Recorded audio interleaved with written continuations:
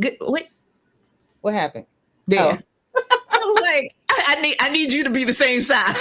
right. Good evening, y'all, and welcome to this very special edition of our telecast. Because, in addition to our regularly scheduled I Heard That, we are also celebrating Soul Sanctuary's 24th anniversary with tonight's broadcast. And for the first time, for those of you who don't know, we are broadcasting live video to our Mixcloud channel. So Oh, wherever you get in, whether it's Facebook, whether you're checking us out on YouTube, or hopefully for those of you who have been listening to our radio mixes on Mixcloud tonight, you don't get the rebroadcast of just the audio. Tonight, you also get the video. So we hope that enhances the experience for those of you who have been supporting the organization. I am your vibe mistress, Stephanie Renee, and joined as always, by my co-hostess with the mostess, my road dog for life, Sharice. yes. Good And evening. Happy 24th thank you. to this wonderful, wonderful organization. I'm very excited. I'm very excited. Thank you, and thank you, Sharon. Hey, Glad Sharon. to have you with us this evening. And I just have to say, for those of you who know Sharice, you know that Sharice is not necessarily a bully, but she's persuasive. And look, people, Of course. I have it already on Do Not Disturb. So I don't even know how that got through. But anywho, Sharice can be very persuasive. And the whole idea behind this kind of evolved from the idea of do not wait till the 25th anniversary to celebrate. Take the opportunity now to say your thank yous, to let people know what the organization is all about, and build up to something even bigger for the 25th. So I've absolutely took that under advisement, and I thank her for the suggestion, because one of the things that, as I've been sharing with her, kind of back channel in the build up to tonight, is that a lot of the information that I put together for this telethon needed to be on the website anyway. So this occasion gave me an excuse to go back through years worth of photos, to go back through video clips and think about this journey. And I got to tell y'all, for the past couple of days, I've been a little verklempt. Yeah, I bet. Because I, part of the engagement that we will have with you throughout the evening tonight is trying to make sure that everybody, people get in where they fit in terms of what Soul Sanctuary does and what we represent. But some of you who are our more recent followers, and particularly who have come on board because of I Heard That, may not be at all familiar with what happened 24 years ago. And to be honest with you, I had to sort of sit back and think, who was Stephanie Renee 24 years ago that made me even think this was possible? And that's part of what has had me a little verklempt. Because I have not often been a person who asks permission. if I see something that I think is needed and that will enhance folk, then I figure out a way to get it done. And Soul Sanctuary, from the very beginning, before it was even a business plan, Soul Sanctuary was birthed on the heels of a venue that we used to have here in Philadelphia that was, it lived under several names, but its most recent incarnation was Wilhelmina's. And Wilhelmina's was one of those spots where I would post up. As a matter of fact, and we'll talk a little bit more about, people who have been dear to this organization, but at a person's funeral recently, another one of our friends, Boomy Samuel, pulled me to the side and he's like, Stephanie, where do we meet? And I was like, wow, on the spot. Like, I was like, I feel like you've always been around. Where do we meet? He said, you know where I met you? I was like, tell me. He said, right. Wilhelmina's.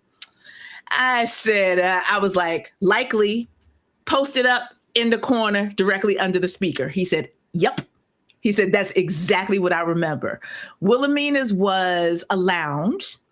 It had been Zanzibar Blue at first. So there was a connection to the spoken word community. There was a connection to the live music, the jazz community there. And then Zanzibar Blue moved down to Broad Street. So it went fully into Center City. Mm-hmm. And Wilhelmina's was birthed out of that space. So we had already been habituated to go there. And one of the things I loved about Wilhelmina's is, as a lounge, there was space to dance, but there was not really a dance floor. Like, that was not the intention. Wilhelmina's was not a club per se. Wilhelmina's was a place where you went to experience community and you went to experience the culture. So folks would go and, you could hear house music, hip hop, whatever on any given night, but people just went to congregate. And so when that did not work out, I said, well, the need for another space like that in Philadelphia persists. And we need to have a place that is reminiscent of how Philly would do the Nuyorican.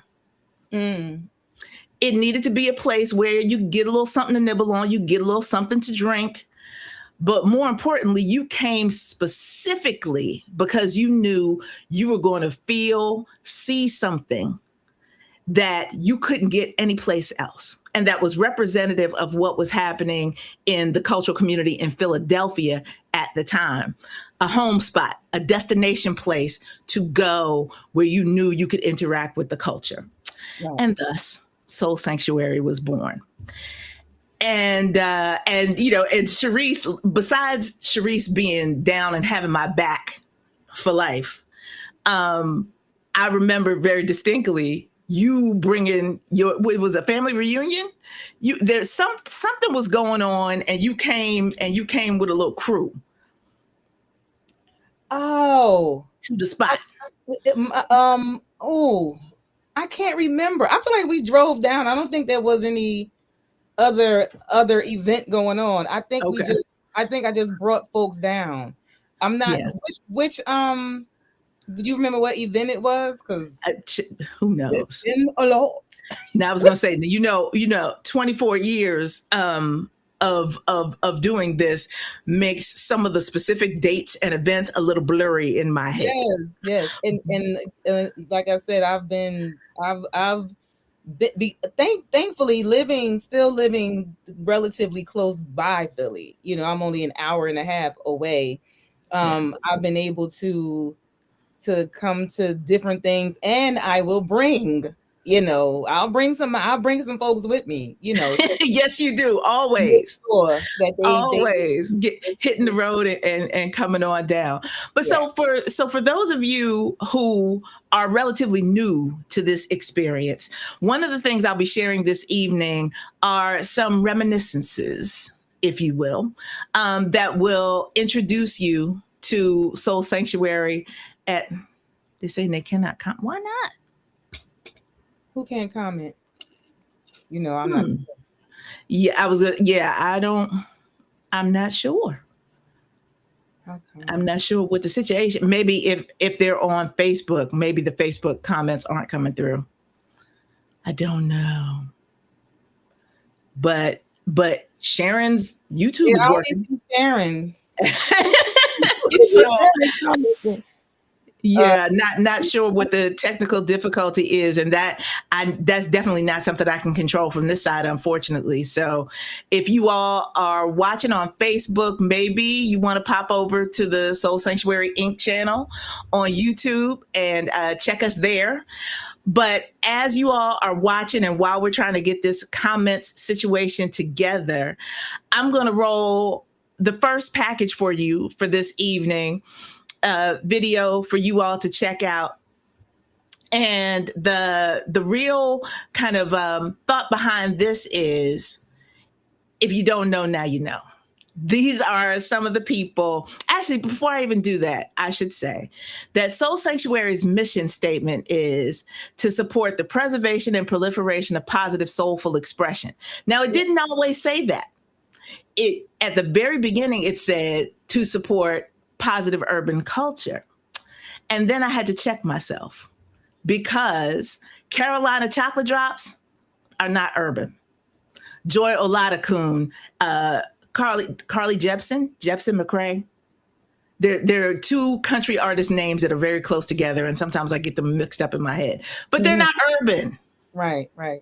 So the idea that soulful expression takes on all different kinds of forms and comes from all different kinds of places is precisely what I wanted the organization to represent. So from the very beginning, April 10th, 2002, until we moved away from the physical space for all kinds of reasons I will not get into on this broadcast, and incorporated as a nonprofit arts education foundation.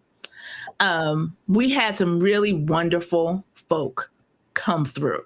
And so this first package is just to give all of you a chance to familiarize yourself with how this thing got birthed from the very beginning. So we'll talk to you again on the other side.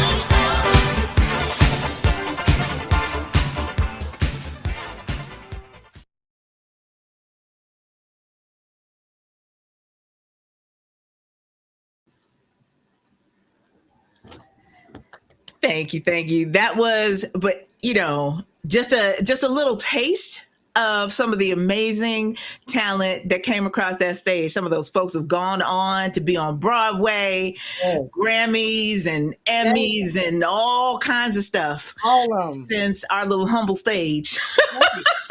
That's right. But it was Tony's too. The thing about, because Def Poetry Jam got a Tony. It's crazy to me that for the 8 months that we were officially in operation in that space, that's the kind of world-class talent that graced the stage. So it is very humbling, but it just reinforces to me that I had a good idea. And you all are helping carry that idea forward in all kinds of positive ways. And one of the people that you saw in that piece is joining us live tonight. Now, when we talk about this idea of the evolution of a creative talent, Bernard Collins and I met doing spoken word, of course, because that was the thing. That was where this community was very heavily rooted in the late 90s and early 2000s. And since that time, Bernard has gone on and gotten his MFA from Penn. He has recently been selected to do a mural. Philadelphia is the #1 mural city in the world. Wow. And Bernard has been selected to do a mural that's about Black dance, and hopefully he will tell us a little bit about that. But he is set up, and he is going to be doing some live artistry for us in this first hour. So we're going to check in with him now, and we're going to check in with him at the end of the hour to kind of see how the piece is coming along. So Bernard, I'm going to bring your art camera on so you can talk to the people, because the other camera's not on. Right. Okay. Woo. We're getting feedback. I'm turning it down. Hey y'all, how you doing? Hey, Nard. How you doing? Hey. Light, just a little light on me. Hi. Yeah, I'm doing this mural. It's a dance mural. It's a mural based on Black I was gonna say, women. when you're talking, look at the camera so we can hear you better. Yes. It's a mural based on Black women in dance, centered on several important dancers, choreographers who have contributed to the dance community throughout the decades and decades. From Philadelphia all the way over to Alvin Ailey. Yes. We have had an impact, and it's a beautiful project to be with. I'm going to be on Channel 6 on Thursday. Channel 6, they're doing a live thing for Channel 6 on Thursday at the library. So I'm going to be doing that, and it's just been a blast. Excellent. And Soul Sanctuary forever. I remember us hosting in the middle of the night. I remember when Anthony Hamilton came through randomly. And I don't have any pictures of it. That's the thing. I was looking through, and I was like, yeah, we were all too busy. Like, what? I don't know. I don't think any of us took. And just so y'all know, folks, as an aside, those pictures that you saw from those early years were taken with a big Sony camera that took 3.5-inch floppy disks. Right. And the technology, exactly, right, Sharice. Like, I had a box of 100 discs sitting in the booth, so I could keep running back there and changing them out after they got full. So y'all with these phones now need to understand we've come a mighty long way. Cell phones are amazing. Listen, I just remember having a blast. We could all sort of have a blast performing. And I was crazy enough to try and set up cameras while we were hosting. Remember? And Yes. trying not to knock them over because I was in the grad school, but I ain't had that deep pockets for them fortune. And let me say we're gonna talk a little bit about no such thing as neo soul later in the program, but people should know that this Cephas and Reese, now Sharice is Reese, but Bernard and I had a Cephas and Reese type situation going on as we hosted an open mic that eventually sort of transformed into one of the mainstay evenings at Soul Sanctuary. But when it started, we were at a place that was then called South Street Blues. It's a coffee shop now. Yeah. It doesn't even exist anymore, but it was birthed by OK Player. So, this is also this conversation that we have about it's not really competition. Like this whole idea of venues being in competition with one another is relatively new when people thought they could make some money from it. When it was building community, when nobody was really making money, it was very much about the art and coming together and encouraging one another to explore and to cement ourselves in the expression. So that is how Bernard and I have come through. I see that you have a kind of guiding photo down there of Brother Gil Scott-Heron. Yes, indeed. Brother Gil Scott-Heron of Revolution Will Not Be Televised fame. Yes. One of our favorite poets, one of the most powerful poets, I think, from that generation. And many of us, that led us to think of spoken word and what we can do. Although blues. Exactly. A blues poet. Speaking of which, as you are, bringing this artistry to life, two things. One, where will your mural go up? So that once it is done, where will people be going in Philadelphia to see it? It will be in the Grays Ferry Avenue, Grays Ferry section. I believe it's 710 South 23rd Street. Okay. So that's where it's going to be sort of located. Don't quote me wrong if you walk there, but it will, and it's going to be on the side of the entire side of the house, facing a small sort of garden area. Nice. And we're going to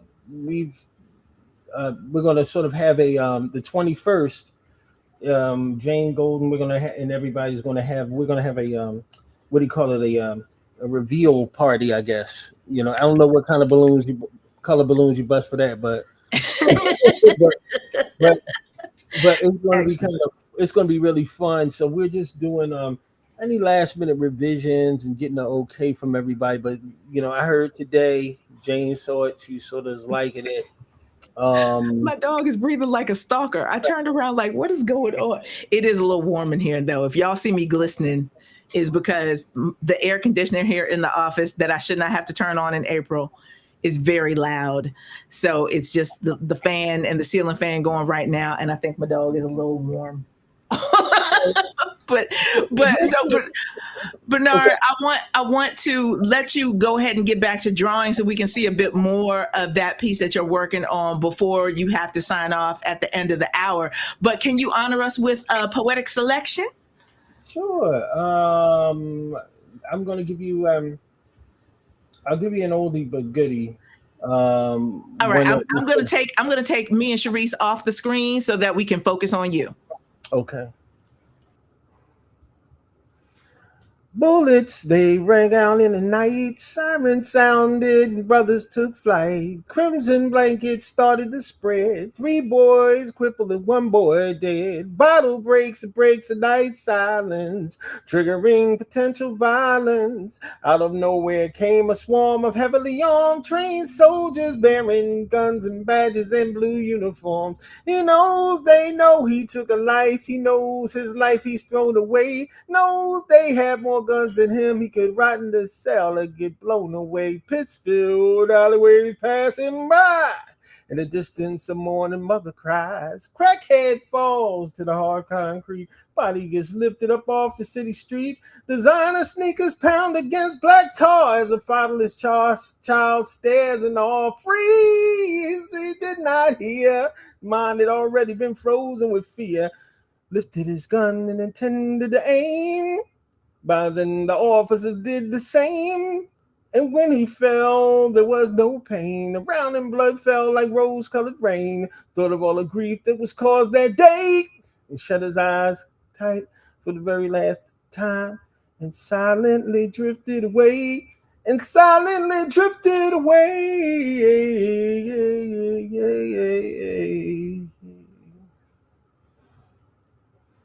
There you go. Woo!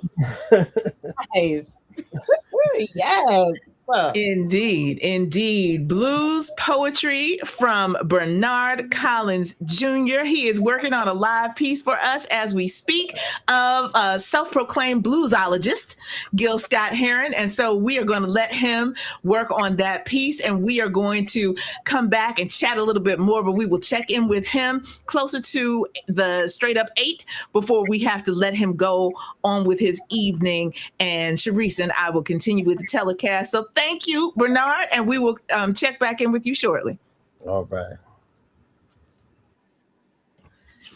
Yeah, here we go again. There. As it should be. Oh, man. I need people to understand how much catharsis happens when you engage in this culture actively. Yes. Yes. I'm happy to have been able to kind of create a platform where some of this comes forward. And then there were plenty of people who came alongside me, behind me, to further enhance this. And some people have lamented the fact that we are not still engaging with the public in the same way now. And my challenge to those of you who are watching this telethon this evening is that there is nobody stopping you from getting in where you fit in. Those of us who've been doing it for 24, 25 years have sort of shifted priorities in terms of how we want to interact. And so a lot of those venues, they're not being produced anymore because people grew up, had families, got good jobs, and that take up a lot more of their time. We were all in our teens and 20s, right. When this stuff first started. And so, when your big age starts with a 5, things are a little different. Right. I cannot be running back and forth across the city, back and forth up the turnpike, down 95 to DC like I did in my 20s when I was young and crazy. But all of that helped develop everything that you are seeing this evening. I would be remiss if I didn't let you all know that up here in the corner of the screen, you will see a QR code that will take you, if you are so inclined, to donate to Soul Sanctuary tonight. You can use that QR code and go directly to our PayPal page and make a donation of any amount. It is welcomed and appreciated. And, this is just a chance for you to get to know the organization a little bit differently. We're going to move now to give you a little bit more of that educational background about what Soul Sanctuary is all about. If Wu-Tang is for the children, so is Soul Sanctuary. Absolutely. And one of the biggest pleasures of my life have been the young people that have either interned for the organization or have come through a program that we have done and have used some of that in some way in their lives. Not everybody's going to be a professional artist, but everybody can take a little bit of this culture with them and hopefully find a way to instill it in other things. And so in 2005 and 2006, Soul Sanctuary was one of the co-executive producers of a show called Genesis, Revitalized Teen Talk. that aired on what was then Comcast Cable's Public Affairs channel.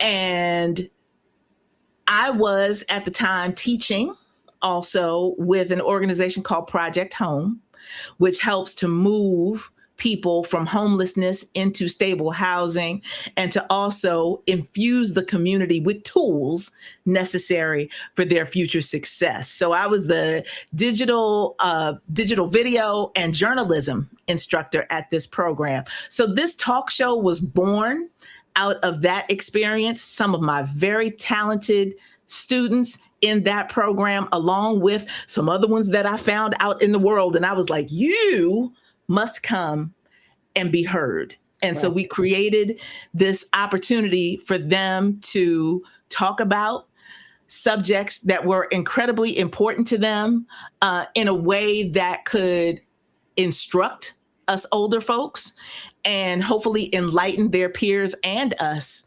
about how they were feeling about what was going on in the world. So I'm going to share with you now just a promo that was done for one of the shows at the beginning of season 2. And it'll give you some background about what that was all about.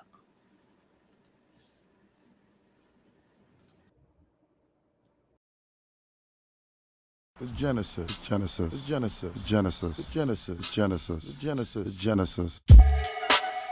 What's up, everybody? This is Tamir Butler, one of the co-hosts of Genesis, Revitalized Teen Talk. And since we're here at the start of a brand new year, our team thought this would be the perfect time to take a break from our usual show format and give you a behind-the-scenes look at how we make it all happen.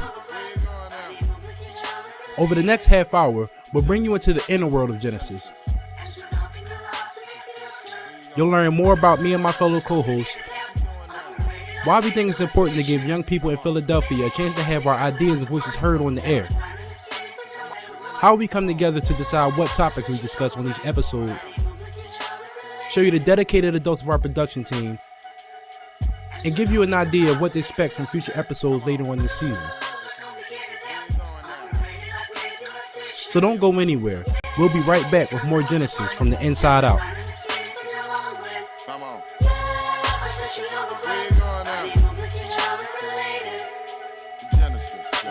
Genesis. Where you going? Come on. Genesis.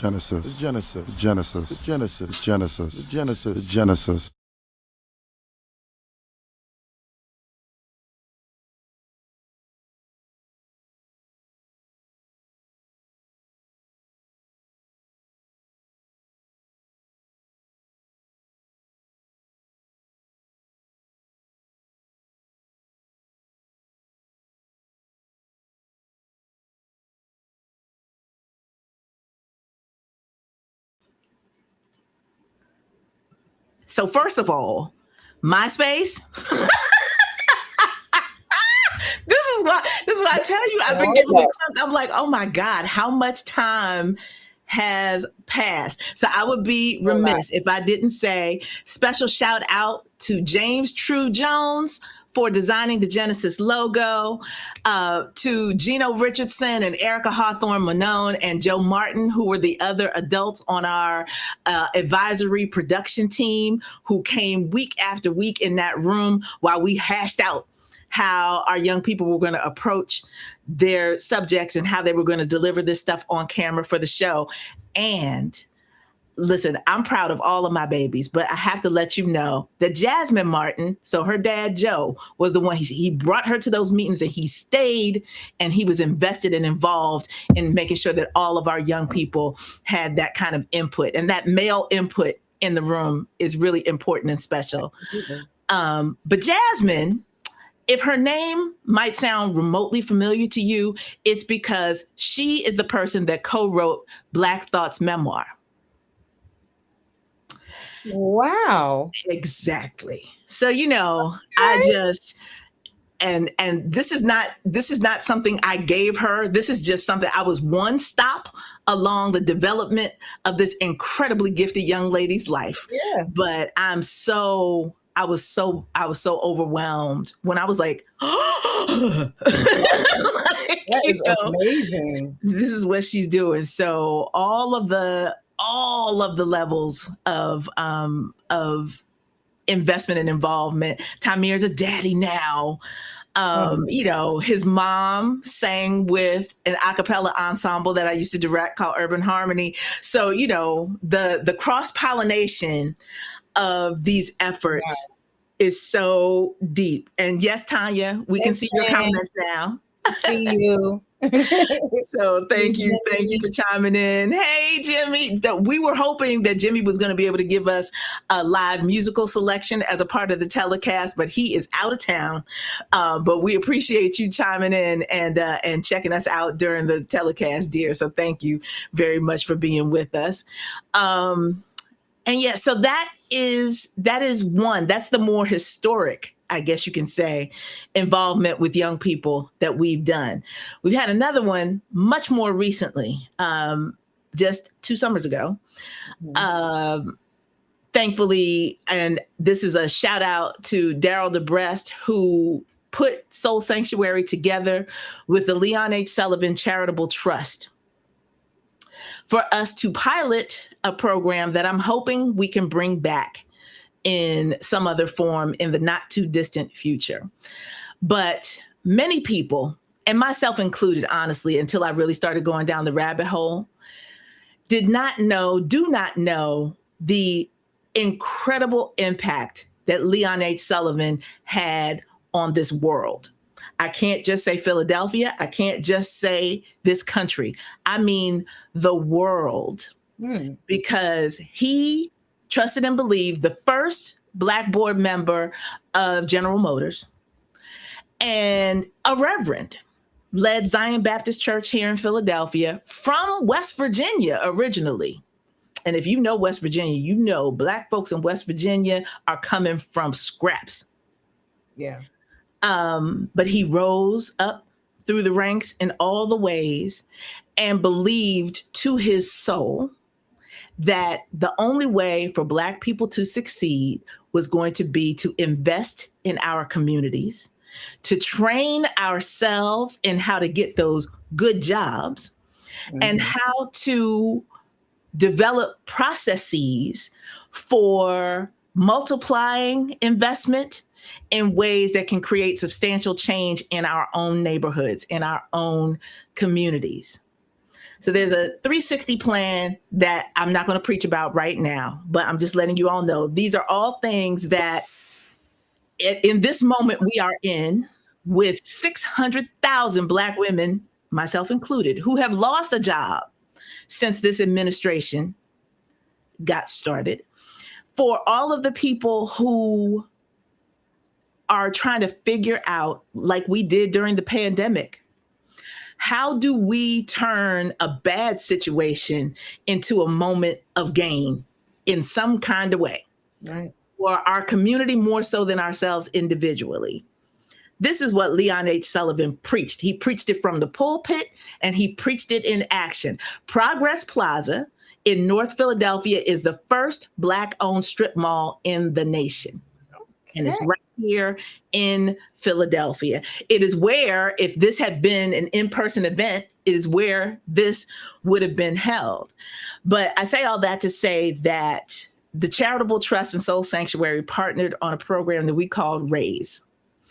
And this was to take Reverend Sullivan's sermons and other background information about who he was as a historical figure and modernize those concepts, personalize them to a new group of young people so that they could now basically become disciples of this way of thinking to their peer group in their own communities.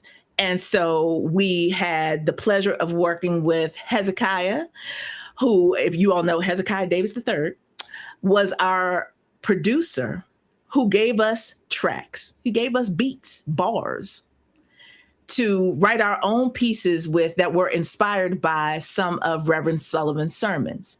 He put beats under some of Reverend Sullivan's sermons, sampled the sermons so that people could hear them with a new aesthetic Right. and appreciate the message that he was giving. And we put all that together in an EP that is now available on SoundCloud. But what you're going to see right now is a piece that we put together. Basically, after the EP was done, Daryl DeBrest said to me, he was like, we need an introduction. We need something that sort of sets this up for people. And so I did a little video piece, and he was like, that's perfect. So the audio from this video piece that you're about to see is track number 1 on the Raise EP. And so this is a little bit of background about that program.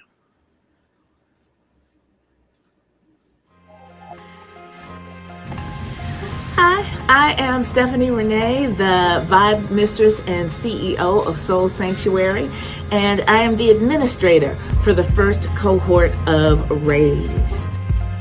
So having an opportunity to dig deep into the history of one of our lost legends in the personification of the Reverend Dr. Leon H. Sullivan is an incredible opportunity, because it gives us a chance to combine Black history with how we will continue the movement in the present day. It is a joy to be able to work with new young people and some people that I've had the pleasure of working with for years and in different capacities, to see how people are going to take this opportunity to study Reverend Sullivan's sermons and his history, and then reinterpret it with their own language, with their own vision about what we should be learning and doing with Reverend Sullivan's legacy in the here and now. So that's exciting. That's exciting stuff. As an educator and as an individual, history is very fleeting for young people in this day and age. They don't know things that happened 20 years ago, let alone in the 70s, which is, the era when I was born. So being able to make this history pertinent to them, and then have them say, oh, well, that seems to me like this thing that I experienced just last week. I think I know how I can talk about that. That is an exciting challenge and time. Resurrect, amplify, Inspire, share, educate.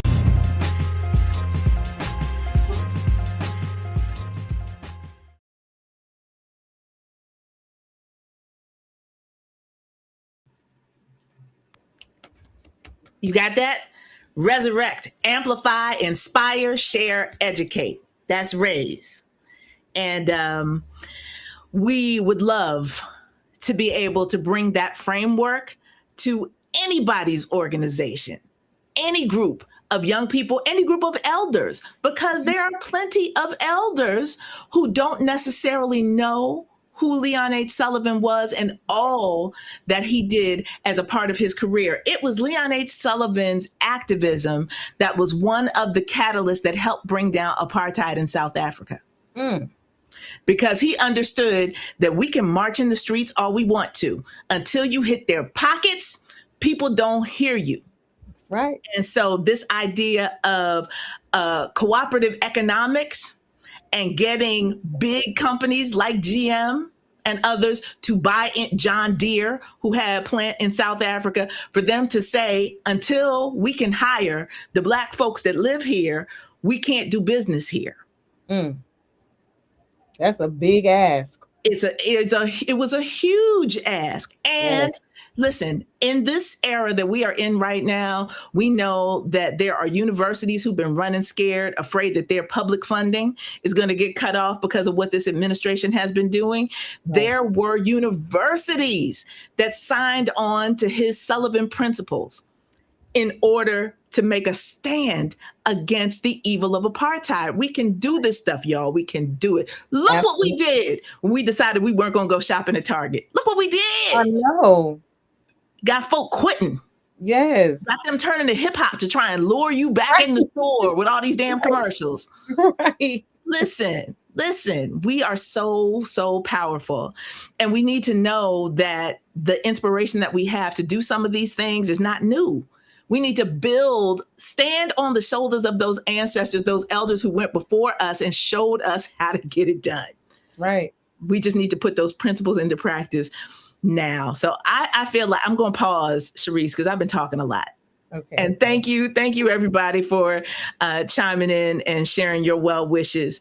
We appreciate you. Antoine. Hey, Antoine. Antoine I just attended his book signing and conversation on his book signing. Hold on one second. I'm going to grab his book so you can see. Okay. Love it. Love it. Love all of you all who are pouring into this culture and giving us some food for thought, giving us some instructions, a manual on how we should be living and what we should be doing. We need so much more of that. Absolutely. This is his memoir. I hate saying that word. It never comes out. And I ordered mine on Amazon. I just got it. I don't know. This might be TMI. He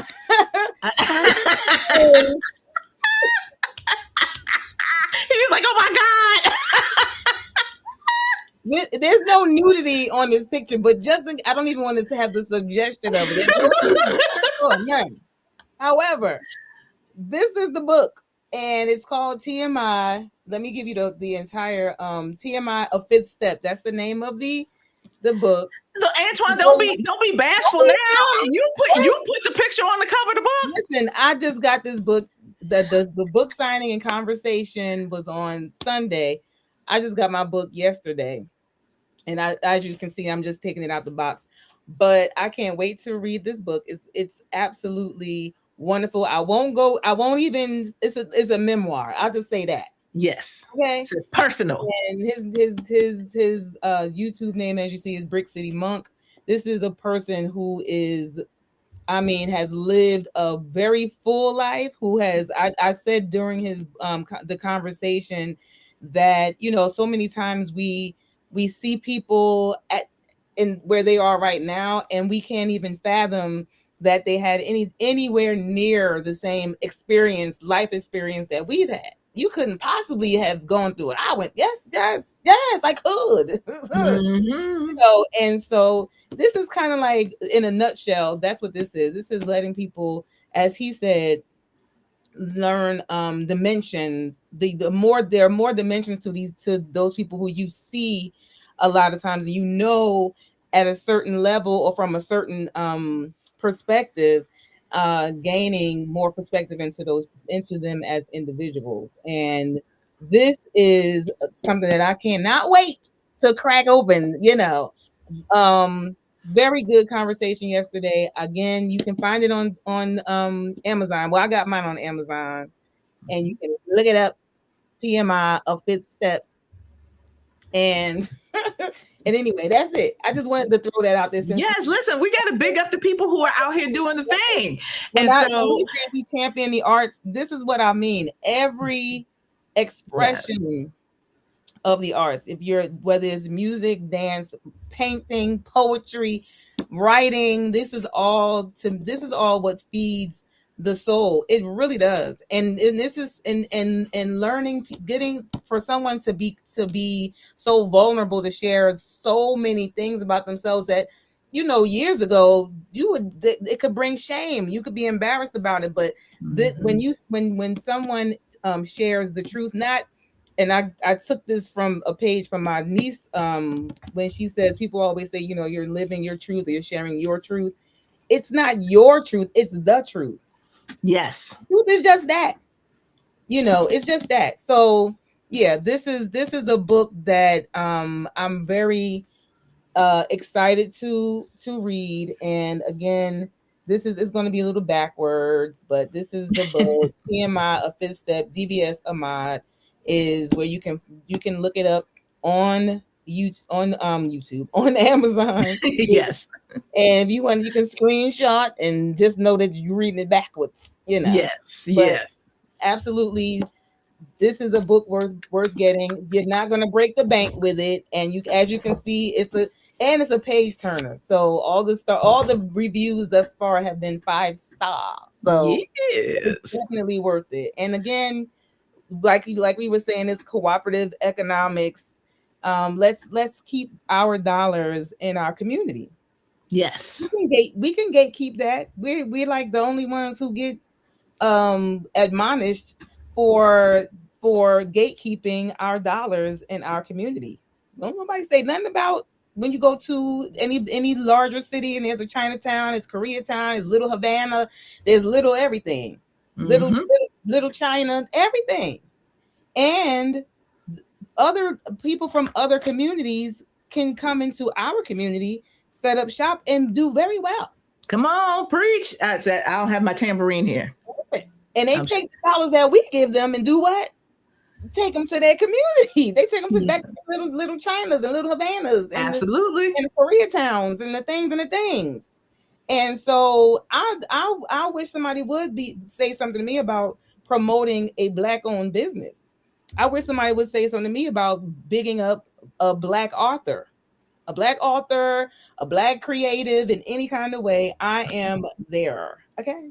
And, yes, and listen, Sharice practices what she preaches, y'all, because there's always a post on her social media that tells you about not only the fabulousness that she has purchased for herself, but where you can get it for yourself and That's why right. you should support these businesses. And that you listen, and those of you who watch I Heard That, which we are about to transition into very shortly, know that we share this music with you, but we also tell you exactly where you need to go to get it and why you should also have it in your own collection. So this is a principle that we practice through Soul Sanctuary regularly. Yes. And so, so we are very, very thankful. It's a lifestyle and it's a worthy one.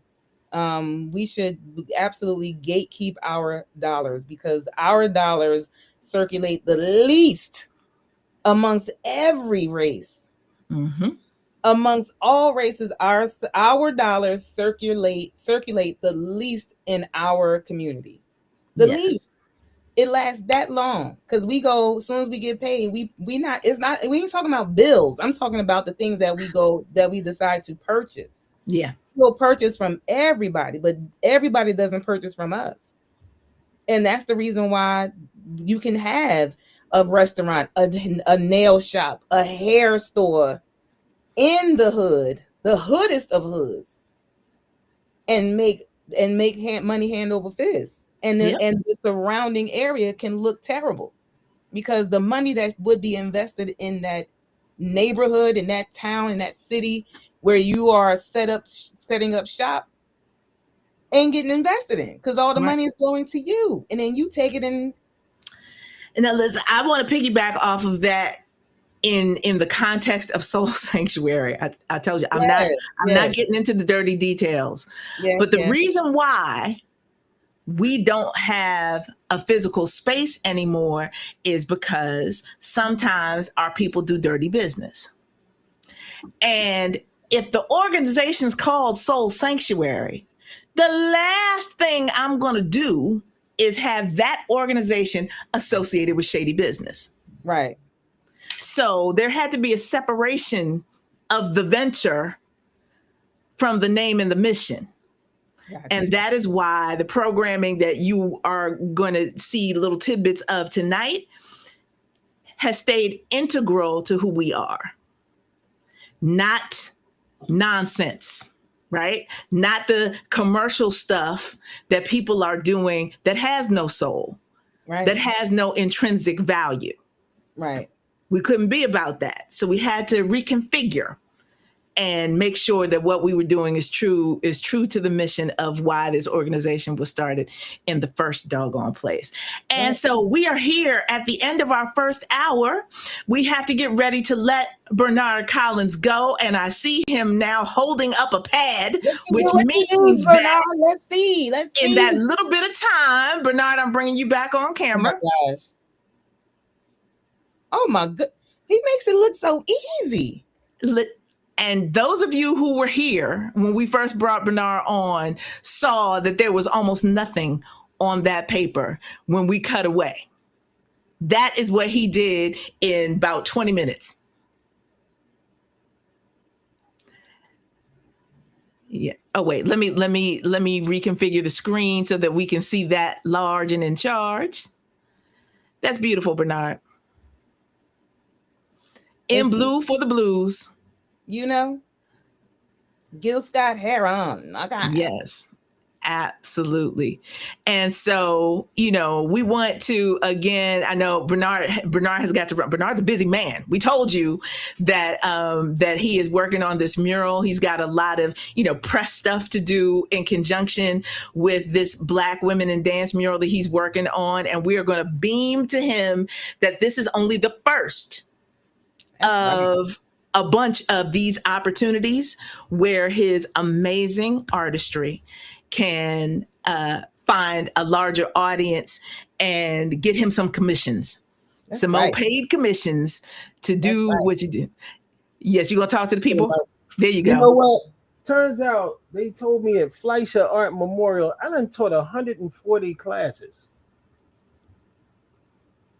Right. Right.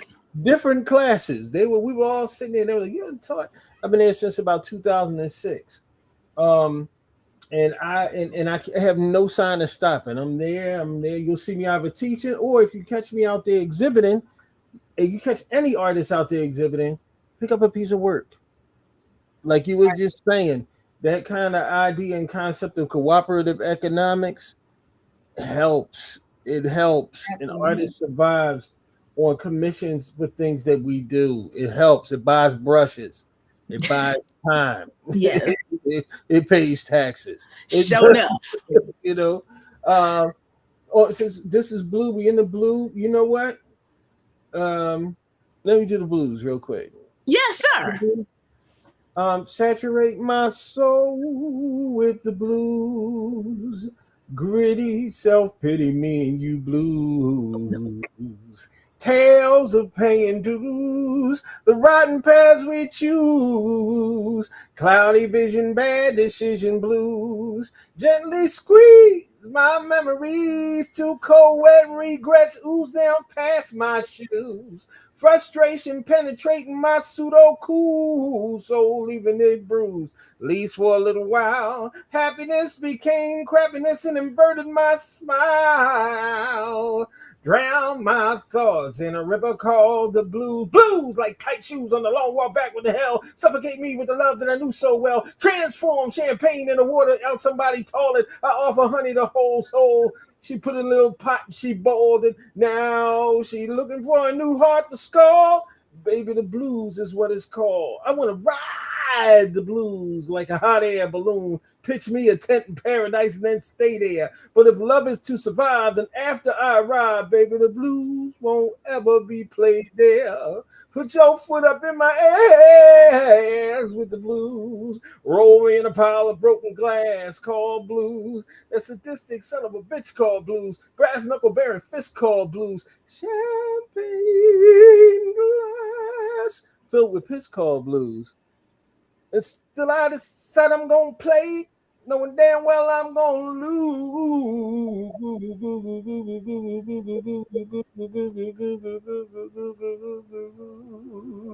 But that's the way it is when you play the blues. Indeed. Them's the blues.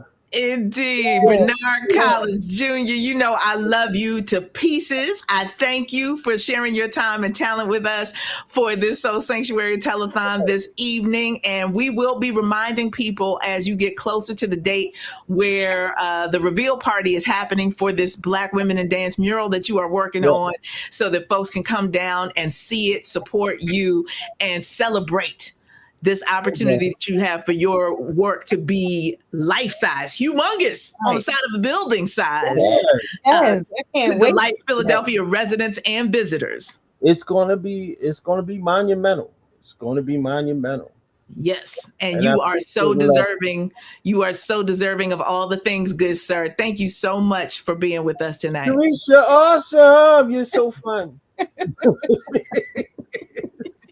All right, darling. Have a good night. Y'all. Bless y'all. All right, bye.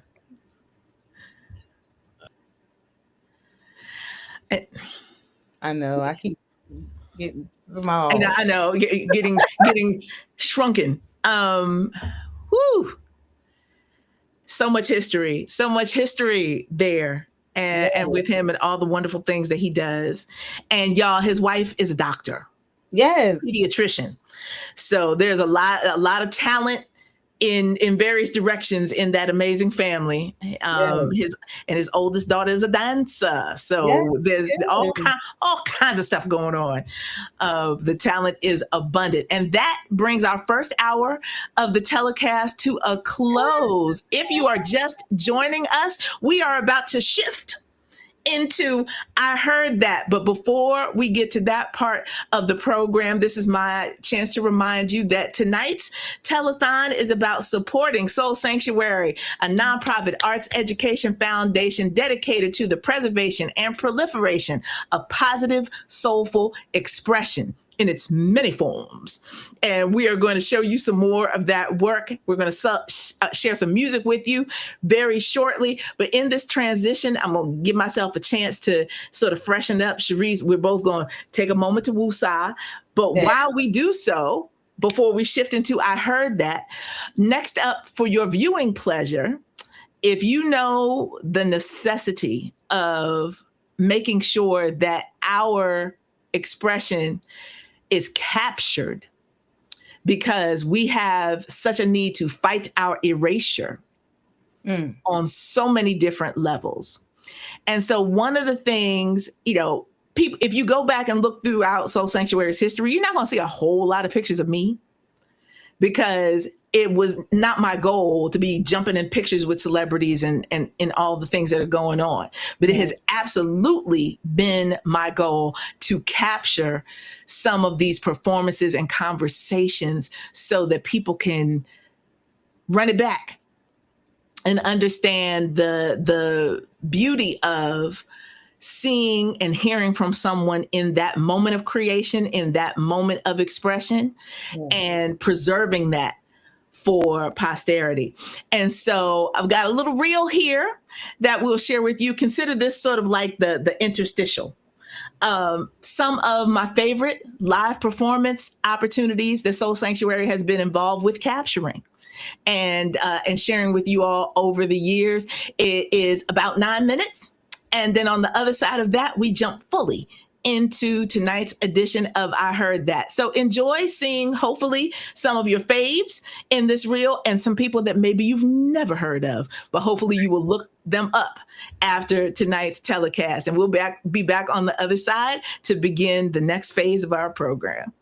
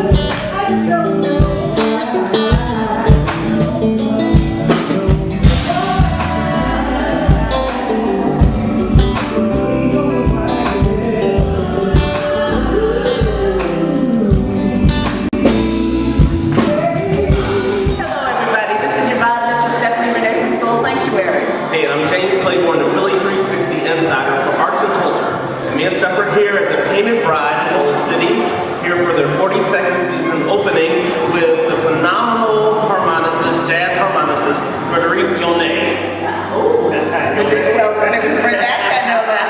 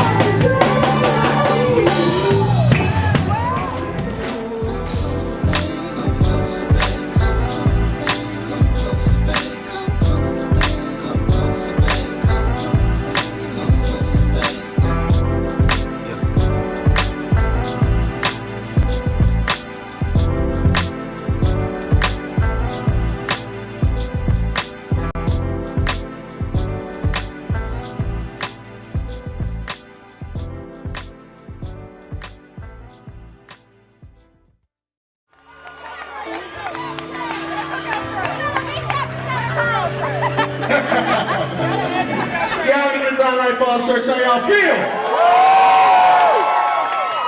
Hey yo, I just want to go into some shit. Just play that shit. I don't even want to say the fucking name of that fucking shit. Just fucking play that fucking shit. Play that shit. The fucking shit.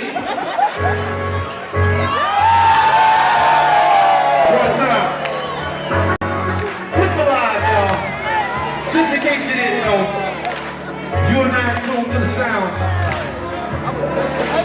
Give attitude to the sounds of the four stage fellas. We on. Everybody, ball church. Come on.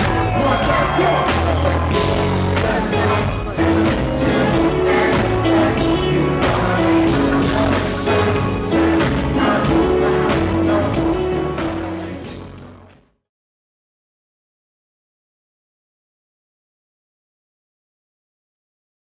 I heard that.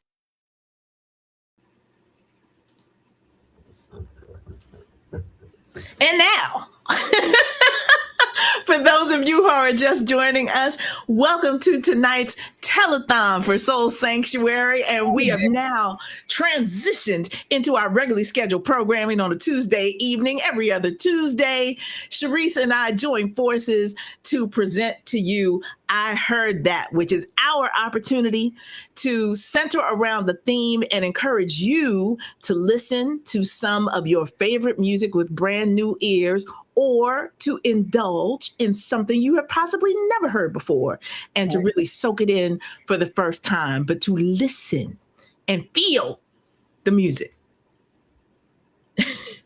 And I have enjoyed being a part of this program for the last 4 years. Yeah, can you even? I can't. We are almost at the end of season 4. It's crazy to me. Amazing. And I won't say that Sharice came into this kicking and screaming, but she came into this very doubtful about her abilities as a co-host. But those of you, especially those of you who are here because of her, know that not only does she do a great job at encouraging people to check out the program, but she has embraced this idea of learning about the music and sharing her feelings about the music very openly. And that's what makes the show so special. So thank you, my friend. Of course. Thank you for inviting me to join you in this. Absolutely. And has invited me to join her in other things. You know, I told one of my friends today, Sharon, I was like, because I'm trying to explain how integral Stephanie has been to the arts, especially, you know, there in Philadelphia, the whole spoken word thing, the open mic thing, like she said, and like you've seen, these are artists who are local, even some local to New Jersey. I recognize some of our local spoken word artists. And these are people who have gone on to, you know, being world-renowned artists. And yet you have Stephanie, who was instrumental in bringing those people to the forefront, who is still back here, still with getting her hands dirty, still with quote unquote boots on the ground, not the ones with the fan, the real, you know, stomping and getting stuff done, you know. And so it's hard to literally explain it. So I'm really glad that that you all are able to see these clips and these pictures and these things that have been that she has accumulated over the last 24 years, because it's hard. If you really, like she said, if you're just coming in now with I Heard That, yeah, you can tell that she know what she's talking about. And I say stuff sometimes and y'all be laughing at me, but I'm telling the truth. Yes, I'm telling the truth when I say a Jill Scott and Anthony Hamilton, a John Legend. I was going to say John Stevens, you know. I mean, people who know that's his government name. Right. You know, Jasmine Sullivan. I hadn't heard about Jasmine Sullivan until one of those times I was at Stephanie's place in Philadelphia, where Soul Sanctuary was born, and I never heard of Jasmine Sullivan. She was about 12, I think. No, was she 12? When she first started at Black Lily, yeah. Yeah, so like there's so much, and bringing together artists as a collective. Bernard was one of those artists. I was gonna say Damon Mr. Dizzy Fingers Bennett. Yep. was one of the artists. He plays the flute and the piano, and he's, you know, on the road. I've told a couple of y'all he's, you know, MDing for Jill Scott. He MDs for Mesa. Like these are people who are show enough talented and gifted and talented and gifted, and they've come through. You know, at some point, Stephanie has brought them to the forefront, propped them up, given them a stage to share their gifts and talents with the world, you know. And so it just doesn't, for me, it's not a small thing. It's huge. You know what I'm saying? It's huge. Like I got a friend who is like, when we say we once removed, I'm once removed. What? I mean, I'm once removed from a whole lot of folks, you know. But I have to say this because she ain't gonna say it. And then she had her own band that I sang background for.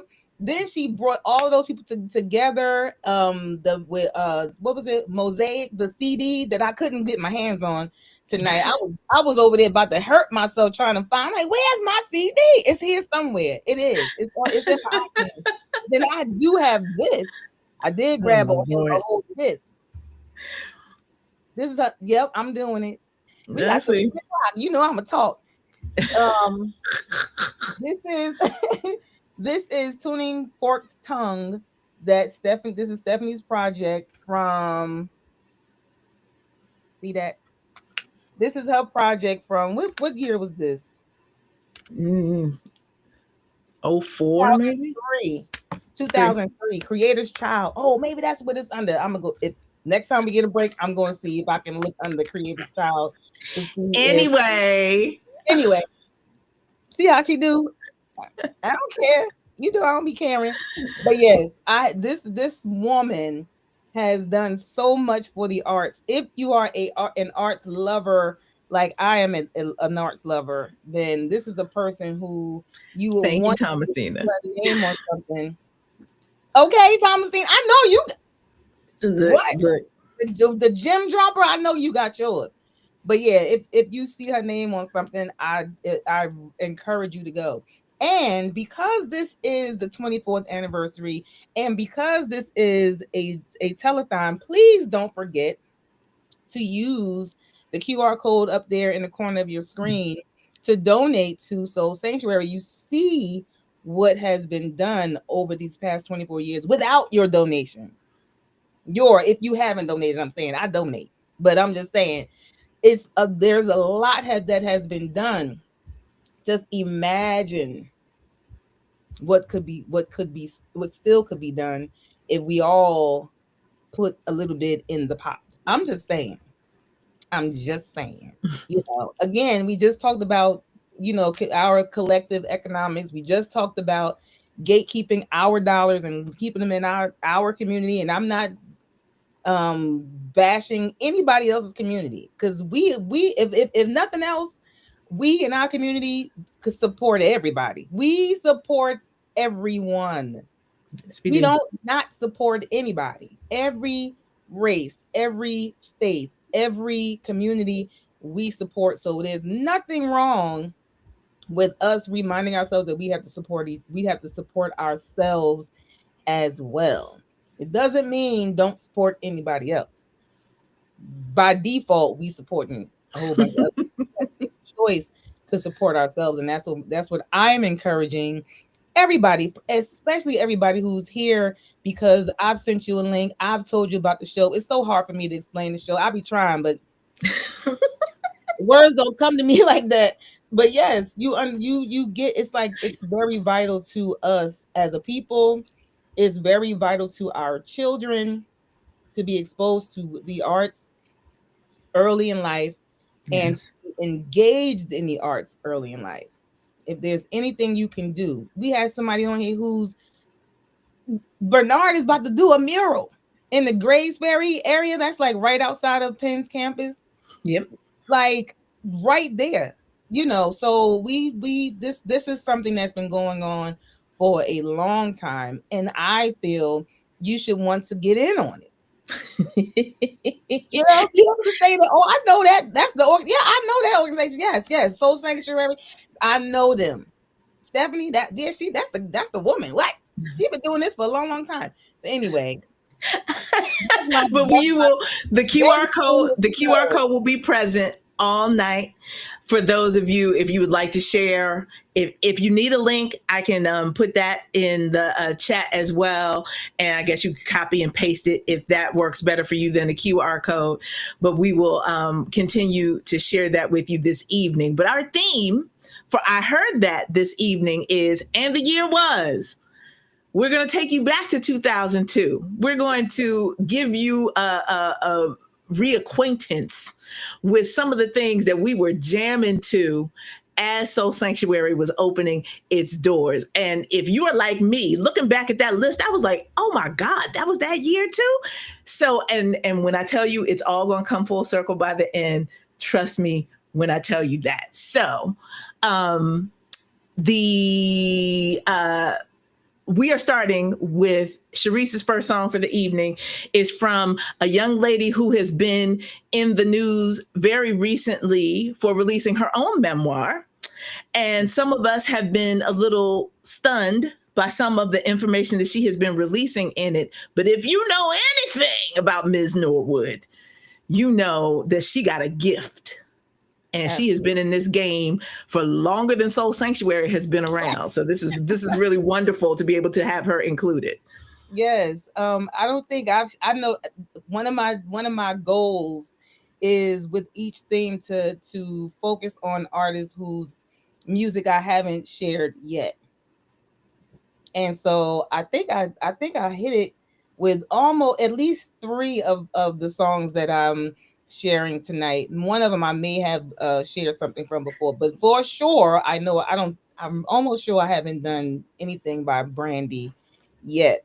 And one of the reasons why I wanted to share something from her is because she is an active artist.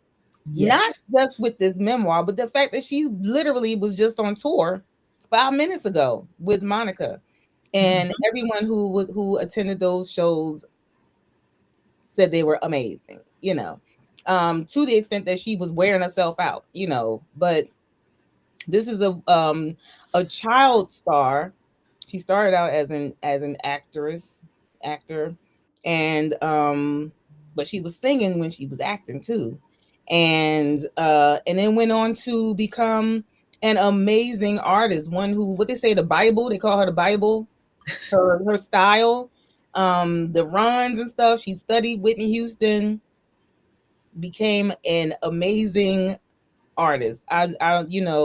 She is definitely one of my favorites. And in 2002, she released the album Full Moon. And I'm not really familiar with Full Moon like that, but since it came up as an album that was released in that year, I was like, okay, let me see. And I knew a couple of the songs, I knew the singles, but I just be being extra. I was supposed to share songs that everybody knew. So like, oh, that was 2002. Yeah, it was. Well, I just decided to do this one because this song to me, well, it fit with the production on the album. So I think that the album, and she was with Rodney Jerkins. I feel like this album was definitely paying homage to Timbaland and Aaliyah. Well, Aaliyah produced by Timbaland. Right. Because when I heard the sample of this song, I was like, let me go see I'm with me, Stephanie. Me and Stephanie tell you we run to the credits every time. All the time. I'm like, I just knew I was going to see his name on these credits somewhere, but I did not. It was Rodney Jerkins, and I really believe. And Aaliyah had passed away. She passed away in August of 2001, and this album was, as we know, released in 2002.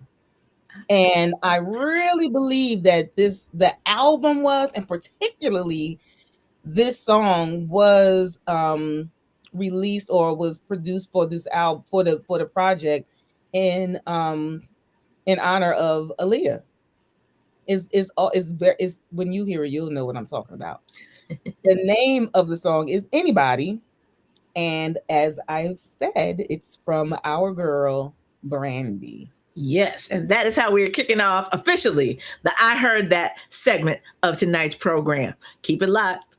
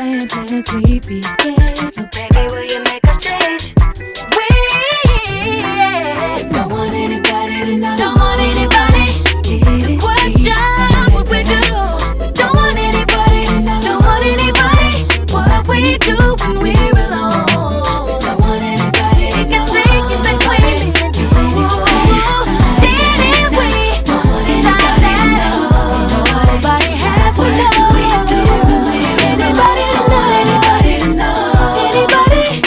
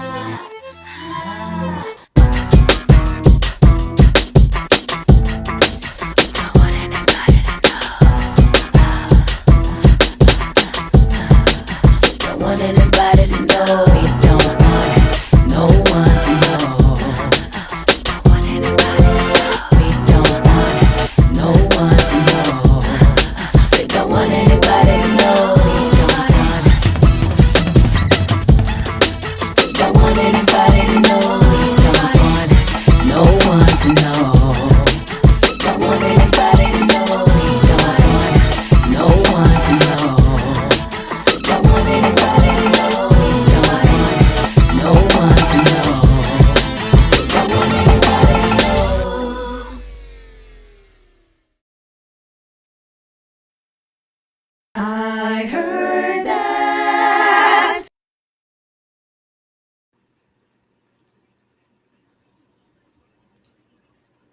Cameras are being stubborn. Hey!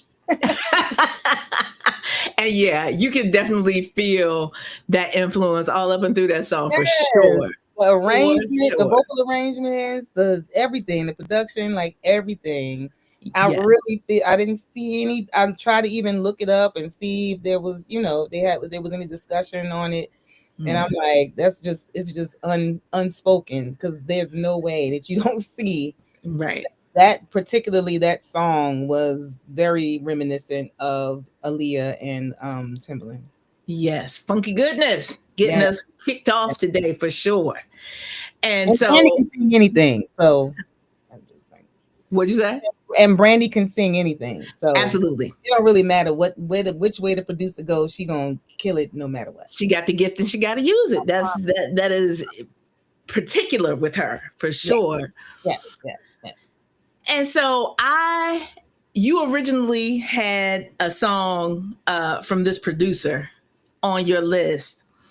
And I was like, I'm such a fan that when I went down the rabbit hole looking for 2002, I was like, ooh, because I've mentioned it on this program before, but for those of you who only know me as an adult, you may not have heard me mention that I was raised in a United Methodist church, a very classical, very conservative church. And though I have evolved as a human since the days of my childhood, there are moments where I feel that little conservative thing, like right over my shoulder, that makes me kind of look around like if the spirits are displeased with some of my artistic choices. But so this particular song, in all that it encompasses with its theme and its lyrics, was one of those songs where when I first heard it, as funky as it was, I still kind of clutched the pearls like, oh. But dagnabbit, this is the idea of female empowerment that I can fully get behind. Okay. It was not nasty. It was not super explicit. It was just a funky way of addressing something that we tend to speak about in hushed tones, if at all, in the Black community. And so leave it to Missy Elliott and Tweet to give us an anthem for pleasure. And I will leave it at that. Again, and the year was 2002 when producer Missy Elliott and vocalist Tweet got together for Oops, Oh My.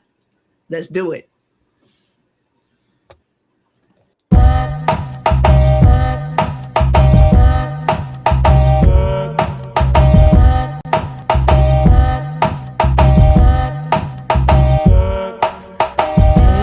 Did last night.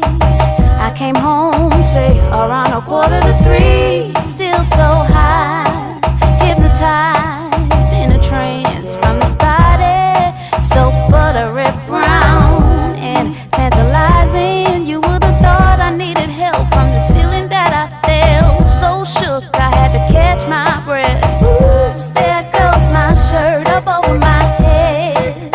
Oh my. There goes my skirt dropping to my feet. Oh my, ooh, some kind of touch caressing my legs. Oh my, ooh, I'm turning red. Who could this be? I tried and I tried to avoid, but this thing was happening. Swallow my pride, let it ride and parted, but this body felt just like mine. I got worried, I looked over to the left, a reflection of myself. That's why I couldn't catch my breath. Oops, there goes my shirt up over my head. Oh my, oh my. Oops, there goes my skirt dropping to my feet. Oh my, oh my. Ooh, some kind of touch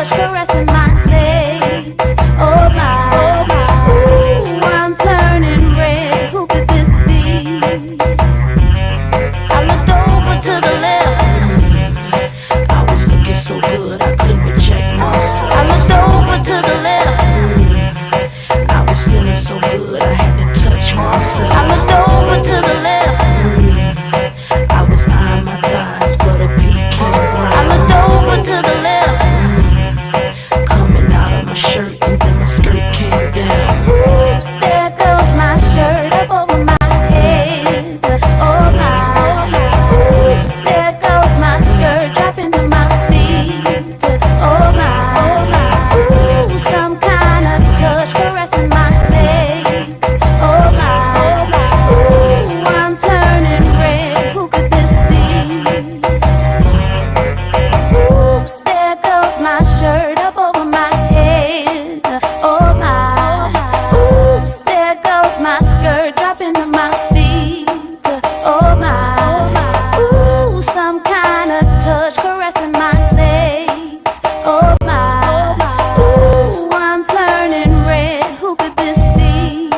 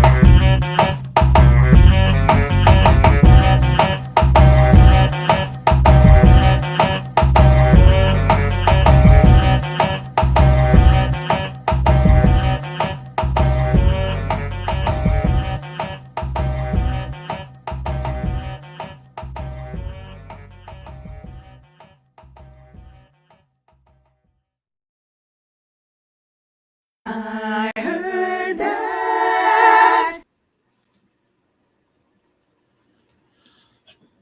That was a jam. I promise. Listen, but part of the reason why I had to play them back to back was for the very reason you said, right? This whole, so you got Timbaland, you got Missy and Timbaland combining on that with that infectious beat, and it just flowed so like water between those two songs. So that influence, that era is so well represented in those two songs. And so for those of you who are regulars for I Heard That, our format's changing just a slight bit tonight, because as is the telethon, you know, we gotta share some other things on top of the music that we normally share with you. So I'm not gonna do too much talking. I'm gonna help keep it moving on through as we do. But I talked before about Bernard's very talented family.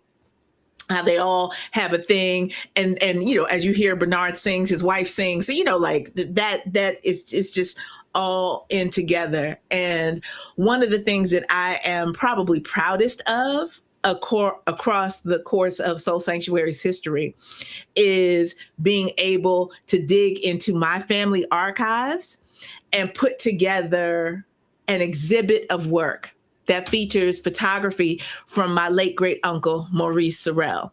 And again, you know, these things happen around you and you don't necessarily know the depth of somebody's legacy until you do the research and put it together with the person that you knew, that you used to see at the holidays and hang out with and talk to. But my uncle Maurice was the first Black member of the White House Photographers Corps and was appointed as such at the behest of President Kennedy. You know, a very serious time in our nation for civil rights advances. And, you know, the Black press were like, yo, you don't have any of us in there capturing this history on behalf of our people. Right. So if you really about that work, JFK, then you need to get rid of this segregation and get somebody in there that represents us. And my uncle was at the right place at the right time doing the right thing. And so he benefited from that. And in addition to the work that he did at the White House, he was a 32-year veteran of photography for Johnson Publications. So if you picked up any Ebony or Jet magazine, you have seen his work. Yes. And when Johnson Publications went through its financial difficulties, they auctioned off all of the photographic archives.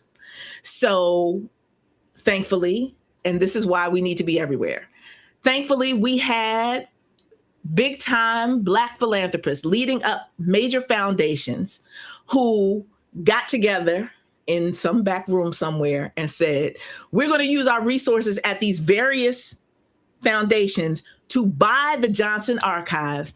They bought them and then they donated them to the Blacksonian, which is what I call it, the National Museum of African American History and Culture in DC. So right now, all of the published photos are in the process of being digitized. And I think they're being a little slower with it, a little careful with it, because you know that the current administration tried to shut them down, basically. Yes. Yes.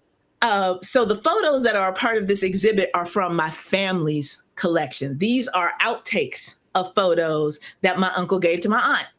And they've, everybody's passed on. So they got passed down to me, thankfully.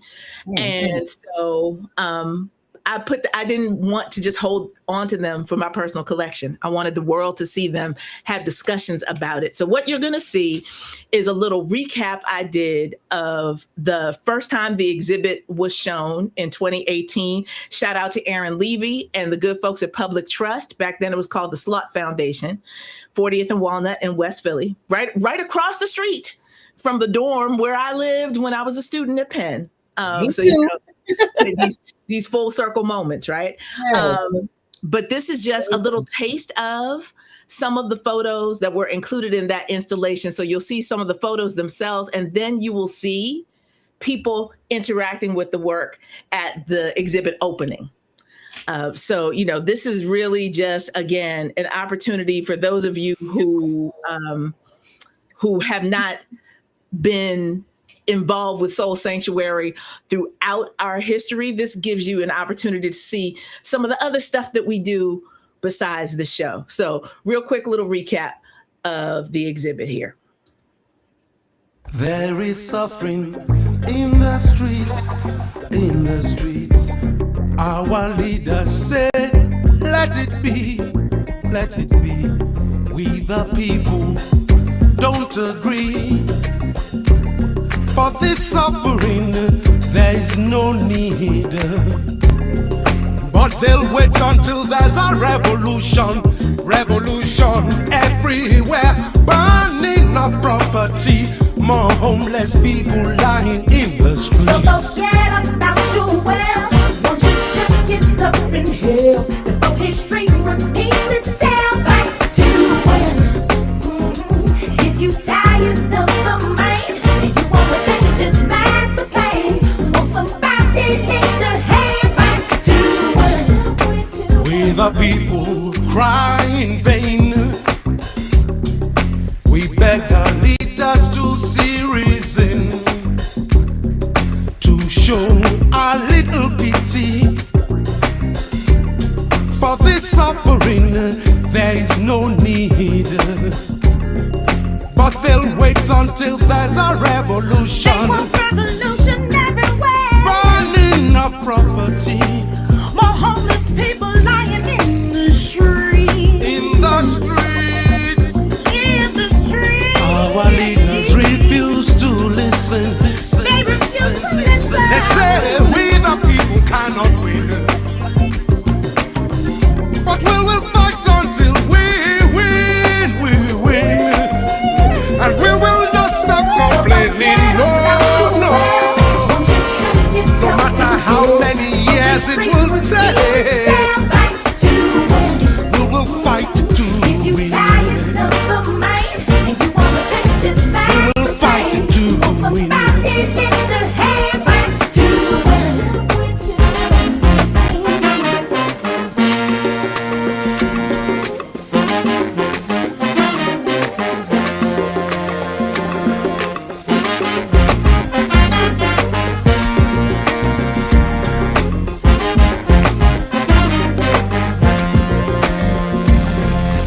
matter how many years it will take, no matter how many years it will take,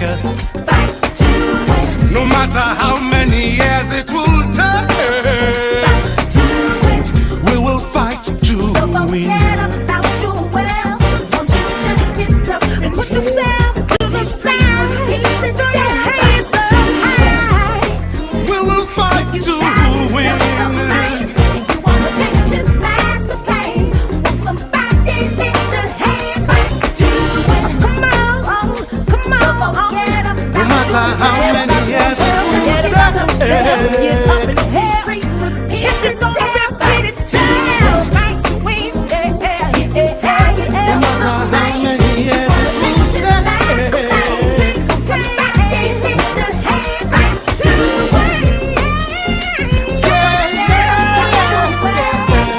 Just get up and No matter how many years it will take, we will fight to win.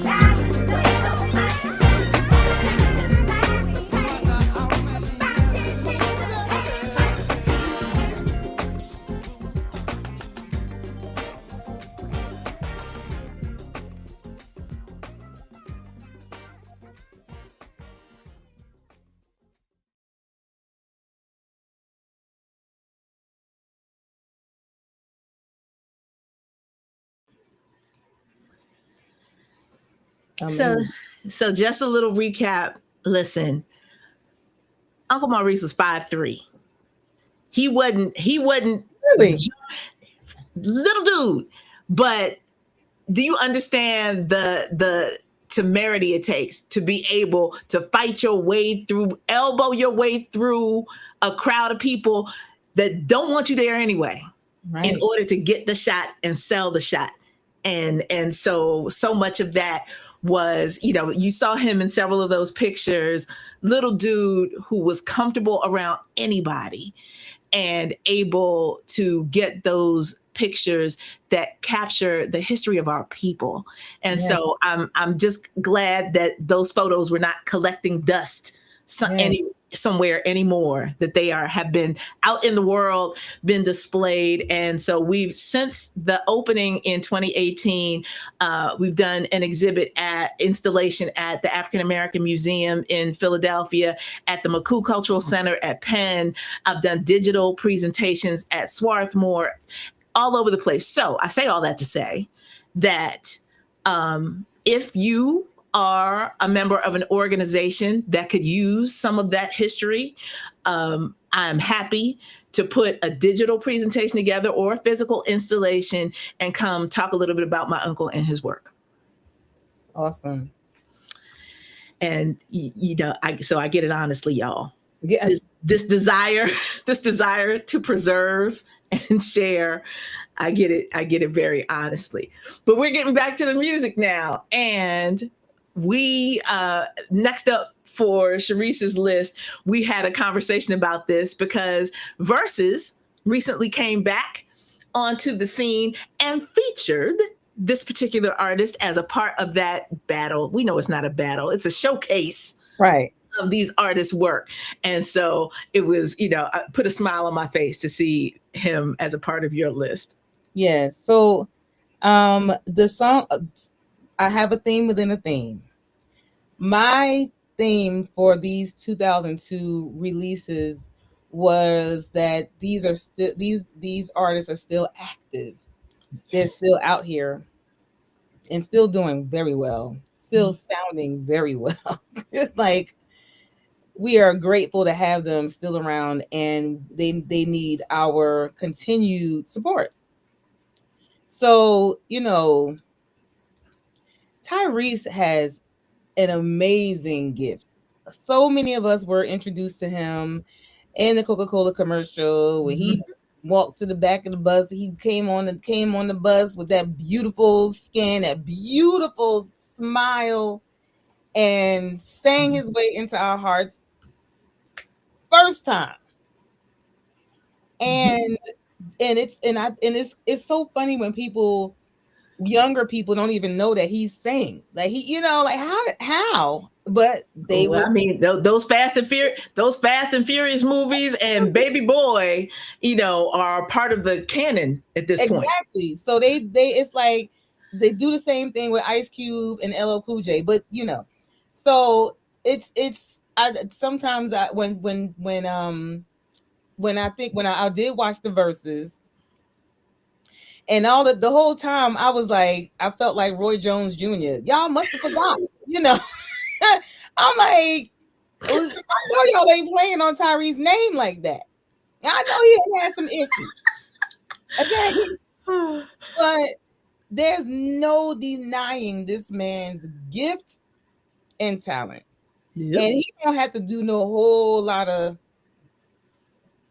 He does, but he don't have to do a lot of it. It's just that voice is amazing. It's that little bit of gravel along with the sweet and the power. Yes. He's amazing to me, an amazing artist, and beautiful at that. Okay. And so when I watched that verses, I was like, I was glad that he did it, because again, people associate him with having these outbursts on social media, the movies, and he's great in the movies, obviously, because they had 75 sequels, and of course, Baby Boy is a cult classic. It's a cultural classic, and it's a cult classic. Yes. So he's already out there, but people forgot, I think, that he's also an amazing vocalist. And I say all the time too, creative people, they have quirks. When you got a lot of creativity in you, it's something, something happens. Musicians, art, everybody. It's like people look at them as the weird ones, the nerds, the this, the that. But those of us who can appreciate the arts, we know that's a part of that gift. They see the world differently, a little bit differently than people who don't necessarily have the appreciation for what they need to give birth to all the time. Yeah. So give grace. And don't forget that this man right here can sing, and I'll listen to him sing any day. Every time with that verses, every time it was his turn, I was very, excited and waiting to hear what he was going to do. Because live, he did a great job, and I'm leaving it at that. Tyrese, in 2002, he released the album I Want to Go There, and on that album was the song How You Gonna Act Like That. So I took it a little slow. I had to be careful. I was trying not to do too many slow songs, put y'all either in the mood or put you to sleep. I don't want neither one to happen while you're watching this show, because we want you to stick around to the end. So, but we got one. I got one slow song on my list, and it's going to go with this man here, Tyrese. And as I say, how you gonna act like that? Yeah.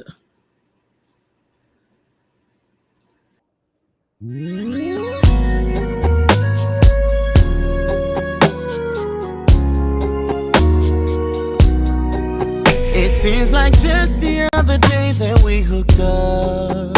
I was driving, you was walking, and I swooped you up. From that moment on, I knew you were the one. Yeah. I was single, you was lonely, and we fell in love. We would sit and talk for hours about anything. Baby, you hang up, no, you hang up, on 3 hang up. I bought you whip, I paid you, and I gave you everything. Said you'd always be my baby, then you bow. How you gonna up and leave me now? How you gonna act like that? How you gonna change it up when we just finished making up? How you gonna act like that? How you gonna act like we don't be making love? You know we be tearing it up, breaking stuff that ghetto love. How you gonna trip? How can you forget? How you gonna act like that? Girl, I never thought that loving you would hurt.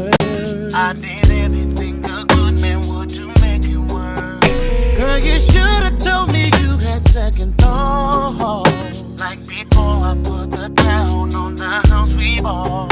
Now I'm thinking you and me was a mistake. But then it hits me and I'm missing all the love we made. Girl, I know that we've been going through some things, yeah. But the sun is somewhere shining even when it rains. I'll be the one you kick it to. I'll be the one that misses you. I'll be the one to ease your pain. I'll be the one you won't forget. You'll be the one I can't forget. You'll be the one that's heaven sent. You'll be the one I can't deny. You'll be the one that makes me cry.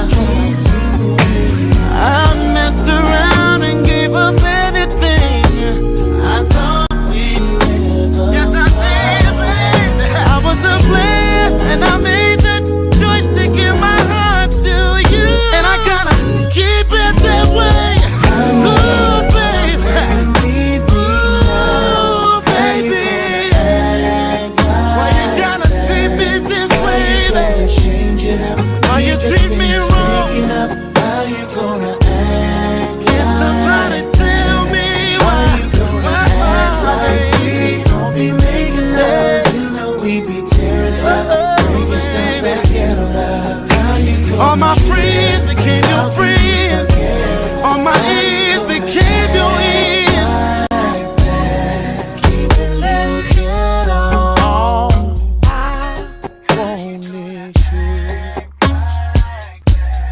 Keeping it ghetto. All I need is you. Keeping it ghetto. All I need is you. Keeping it ghetto. All I need is you. All I need is you, baby. Oh, baby. How you gonna take my time?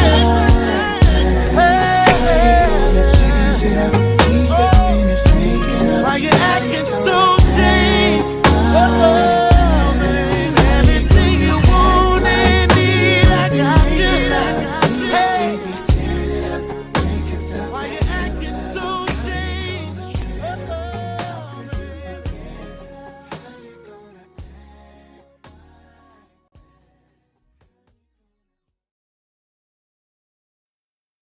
I heard that. Mm-hmm. That's the chocolate tie. Y'all must have forgot because y'all was on that verse is trying to clown him, and you all know. Now listen, okay? Well, listen, you see, I did him right with the photo. Oh, absolutely. You know, I don't know about him taking no bad photos. You see what I'm saying? That's done for whatever promotion. He's gonna be right. Okay. those of you who don't know Sharice in real life understand that we joke all the time about her propensity. So Tyrese is her propensity. 100%. I don't have a type, but I do have a propensity. Yes, listen, I'm not mad. I'm not mad at all. I want to say hey to our people on Facebook who are watching the live as it's being simultaneously. Oh, I'm sorry, simulcast. Yes. Back in the day, on my Facebook channel, we have Ebony Moon, who was walking with Ebony, and then my cousin Sahir Muhammad, my cousin. And then we have Blessed Life, who is Q to B.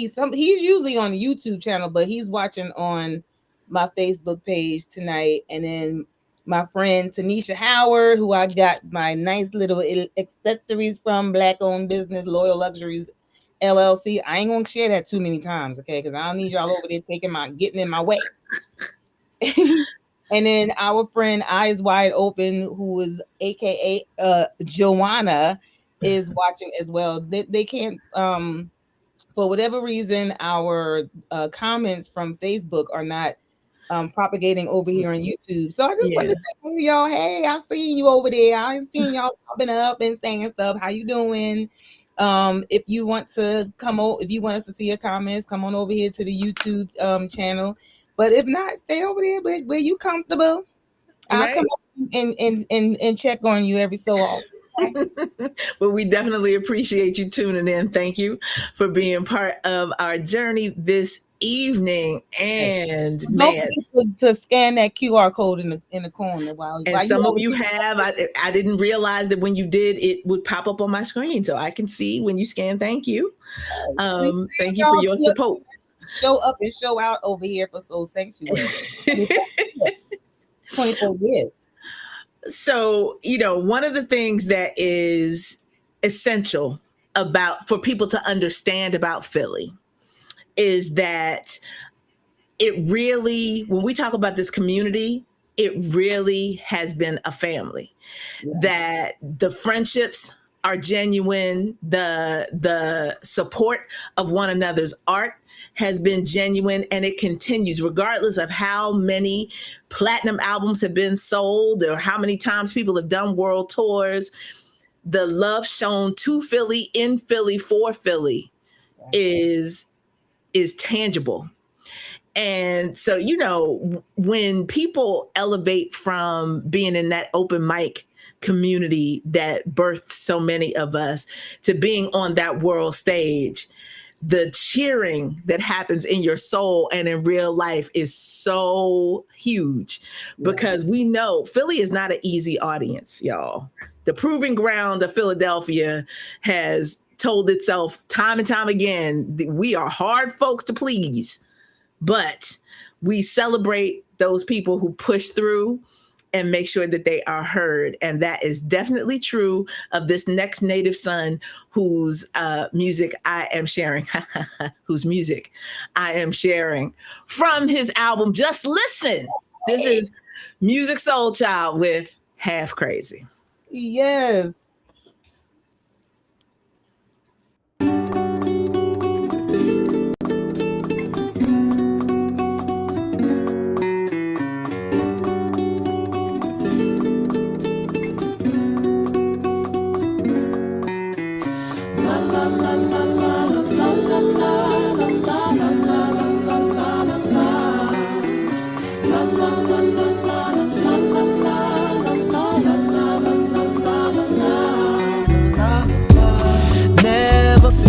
That we would ever be more than friends. Now I'm all confused, cause for you I have deeper feelings. We both thought it was cool to cross the line, and I was convinced it would be alright. Now things are strange, nothing's the same, and really I just want my friend back. My mind's gone half crazy, cause I can't get you out of my system. If it's worth me holding on, so my mind's gone half crazy, cause I can't get you out of my system. If it's worth me holding on, I'd hate to walk away from you as if this never existed. Cause when we kiss, the moment after, I looked at you different, yeah. Lately I gotta watch what I say, cause you take things personal nowadays. You used to laugh, now you get mad. Damn, I just want my friend back, yeah. Crazy, cause I can't get you out of my system. If it's worth me holding on, so my mind's gone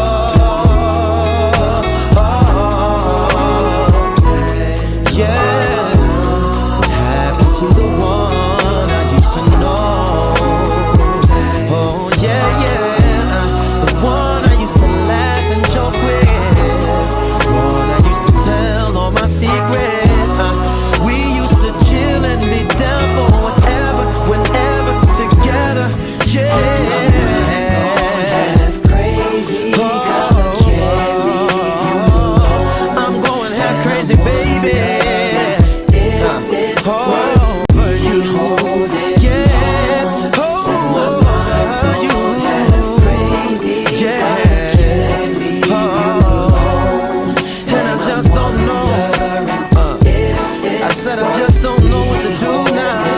Listen, we used to chill, yeah. We used to pay, yeah. We used to do so many things together, yeah, yeah,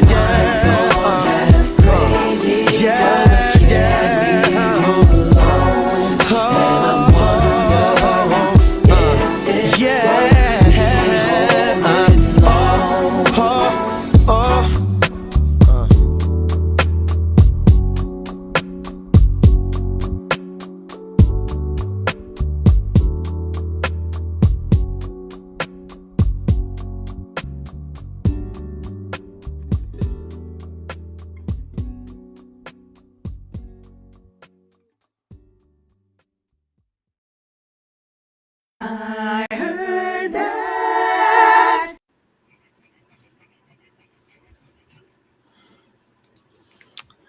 Y'all, I'm sitting over here suffering from guilt, feeling like a bad dog mom because my dog is very hot, but I can't turn on the air because it is so loud. So I'm like trying to turn up all the ceiling fans and everything else in the house, trying to encourage him to go into another room and get cool because this office ain't it, as you can tell. He's way more active than usual. I see him moving around and stuff. I'm like, he is already 2-3. He's hot. He is hot. So I'm apologizing in advance. Well, I will make sure that I force him to sit in front of the big fan in the living room. He doesn't want to leave me. This is the problem. But before we get into our next segment of music, this is my opportunity to show you. We couldn't listen to him because that would be a whole show in and of itself.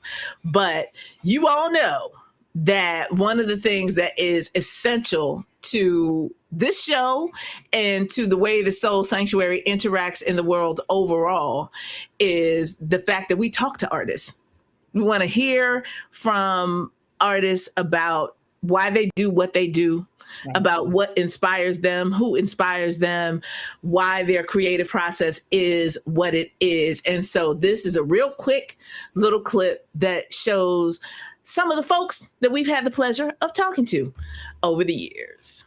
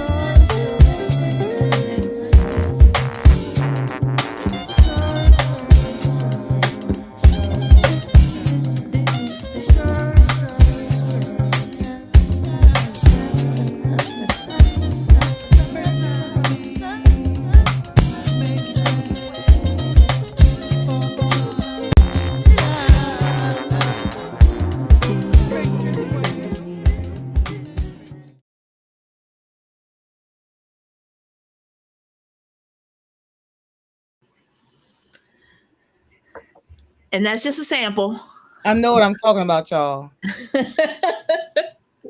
What did I just say? I ain't gonna say much more, but I know what I'm talking about. I will just say that people talk themselves out of a lot of things, and I think I am the type that talks myself into a lot of things. I'm like, that's what I want to do, and I'm gonna figure out a way to do it, and I do it. And and again, capturing these conversations for us all to benefit from, hearing from these people without them feeling like they have to sell an album or have to sell a show or anything. It's a conversation, right, about the art, what they love and why they love what they do. And so, that is always the approach that I'm going to take when I have the opportunity to sit down with these wonderful, wonderful creators.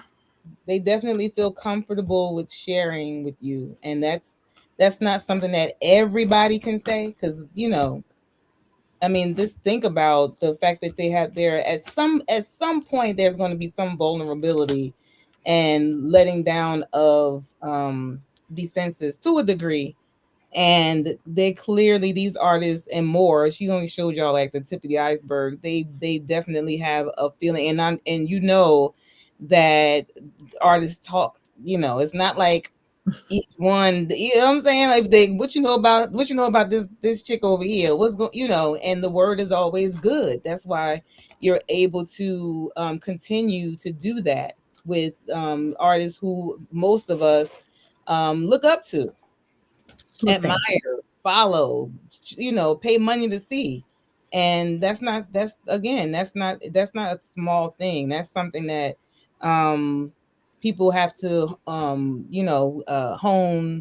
that skill. They have to hone it, and that you have done. Okay. I know what I'm talking about, y'all. I'm just saying. No, go ahead. What we doing now?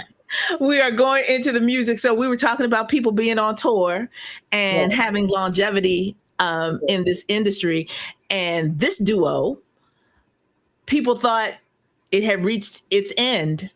And then lo and behold, people work out their differences. They have coming together to celebrate anniversaries like we are doing tonight.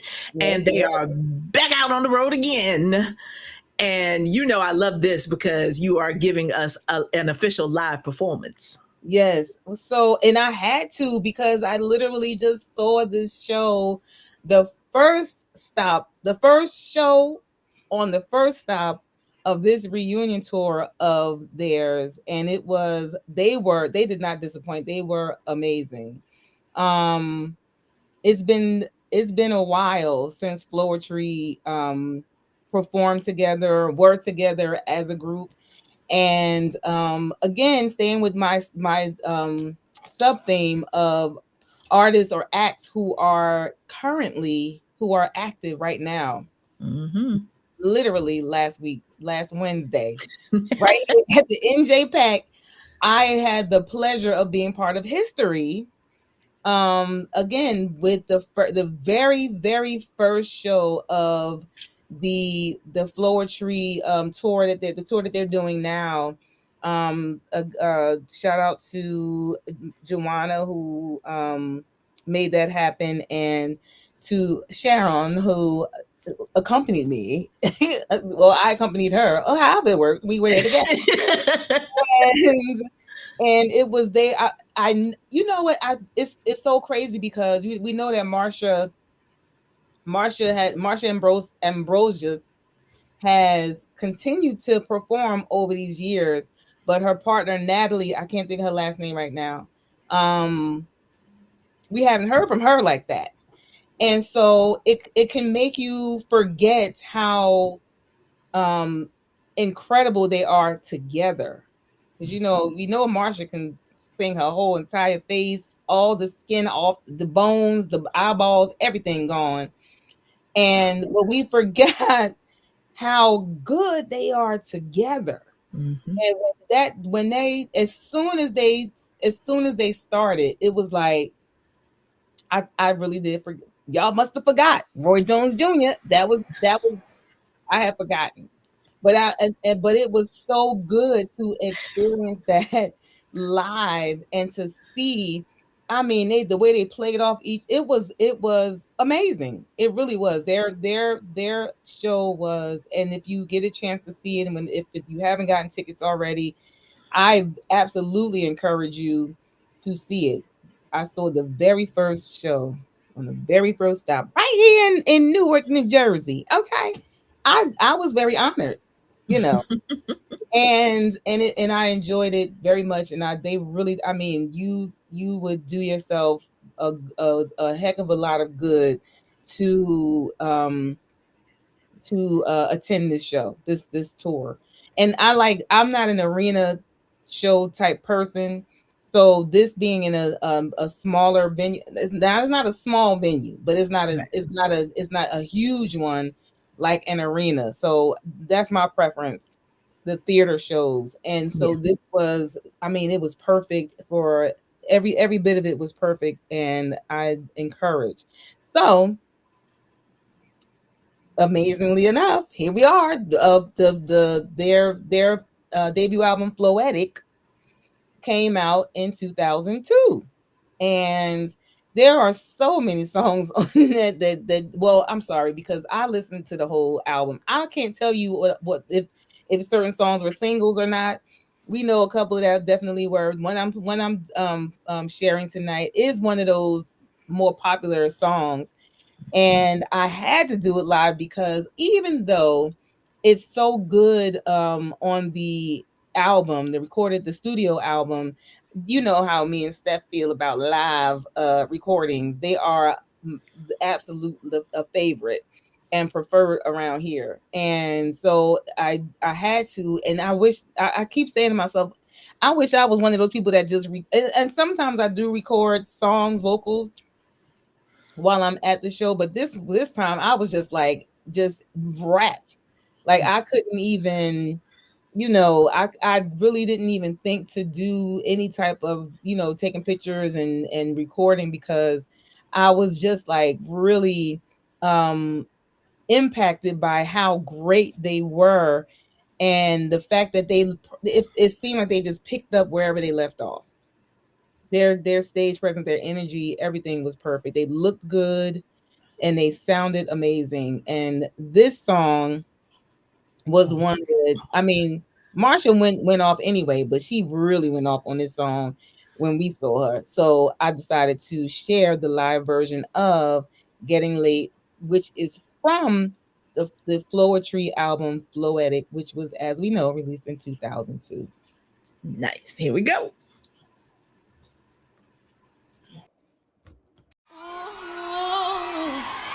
Baby. Oh, baby. Oh, baby. We need to talk about this thing, you know. Exactly how far we're gonna let this thing go, cause we've been here before, baby. You know, it's getting late. It's getting late. Why you gotta be here beside me? You're just watching and you're needing and wanting me. But I'm afraid and you say, so don't be, but I'm afraid and y'all say, so don't be, but I'm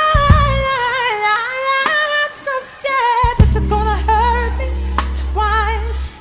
Flow assist explaining. See, I've been thinking about you in my mind. Far too often for you to be here at this time. See, one hand is on 9 and the other's on my thigh. Why? We've already played with the idea of you being here in the morning. position for the crack of dawn and the conversations before the yawning. It's getting late and I'm afraid. Maybe it's getting late. Why you gotta be beside me? Just my heart don't need it. Wanting me, baby, but I'm afraid. And you say, tell me the war, but I'm afraid. And you say, tell me, but I'm afraid that you're gonna sort of hurt me, baby, baby, baby, to my eyes, baby, baby, baby, baby,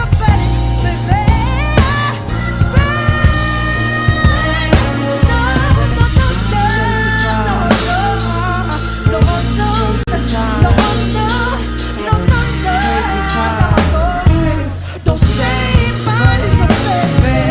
Now I know there's a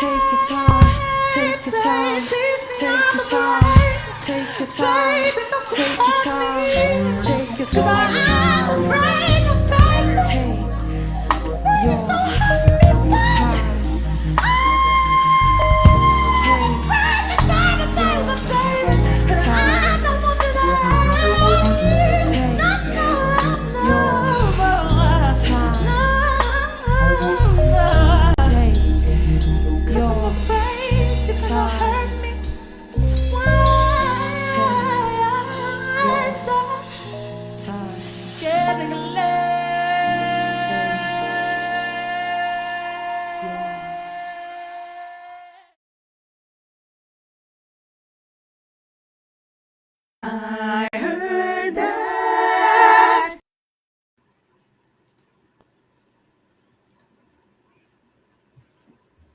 That girl, man. And it was hard. I was trying, I really wanted to. There's so many songs that she is prominently featured on, but even with this song in particular, because even though she's really featured, you can hear how Nat is like backing her up. You know what I mean? Like backing her up, and it's not like she's even doing something small. Like I'm telling you, I'm so happy that I went to this show, because it was a reminder of how great they are as a group. Yeah, for sure. And it is, like I say, it's great that particularly when you're celebrating an anniversary, right, that you figure it out. You know, even if you have previously moved in different artistic directions, you figure it out, you come together and give the fans what they want. Yeah. And I think that's really, really a beautiful thing. I wish I could say that I had a slow song. I mean, you know, Half Crazy is like a mid-tempo ballad. That's as slow as I got. Because this was 2002, of course, was in my high energy era, trying to make this thing come to life and trying to support other people's, you know, right. I was in these streets, y'all. Yes, you were. And awesome. And so that reality influenced this next song. So I fit into your mini theme as well. Okay. Even though I wasn't clear what that was until you articulated it earlier in the program. But this group this song, oh Lord, when I say ran it, I mean in the ground I ran it. And the fact that they released an album and won 2 Grammys this year, here we are 24 years later, right? And reunited with the producer on that album, the new album that gave them this hit. I was like, well, clearly this fits into the theme well. And this is absolutely me during this period, because I next present from Clips. Yes. This is Grinding. Yes. Yo. I go by the name of Pharrell from the Neptunes, and I just want to let y'all know I'm your pusher. The world is about to feel something that they never felt before. Come on.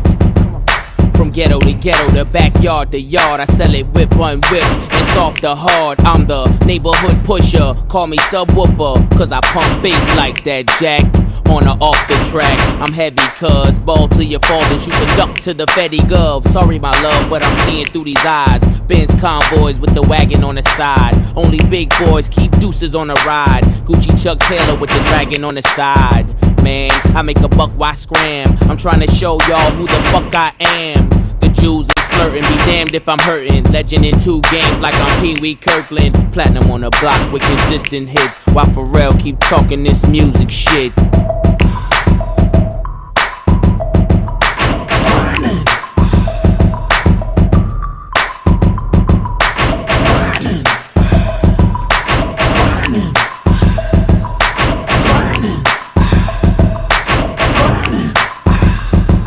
Patty cake, I'm the baker's man. I bake them cakes as fast as I can, and you can tell by how my bread stack up. Then disguise it as rap so the feds back up. Watch it, like my whip, like my chick topless. Doing a $1.6 with me in the cockpit. Grinding, cousin, I got hoes for a dozen. Even 11.5, if I see you, keep it coming in my weight. That's just as heavy as my name. So much dough, I can't swear I won't change. Excuse me if my wealth got me full of myself. Cocky, something that I just can't help. Especially when them 20s is spinning like windmills, and the ice 32 below minus the wind chill. Filthy, the word that best defines me. I'm just grinding, man. Y'all never mind me.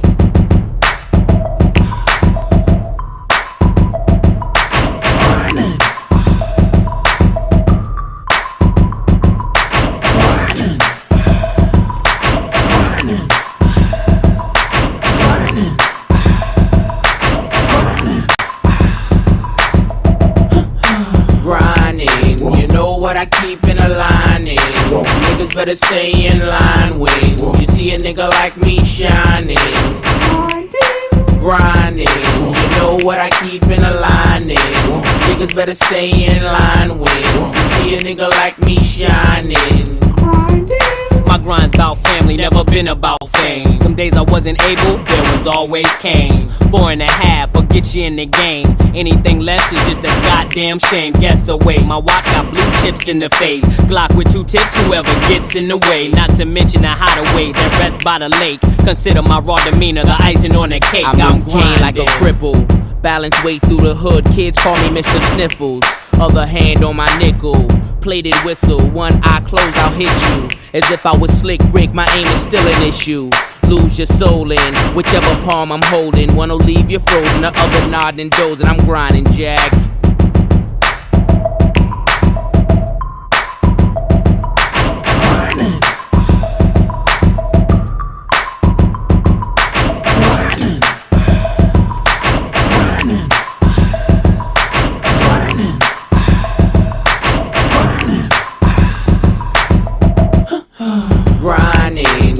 What I keep in a lining. Niggas better stay in line when you see a nigga like me shining. Grinding. You know what I keep in a lining. Niggas better stay in line when you see a nigga like me shining.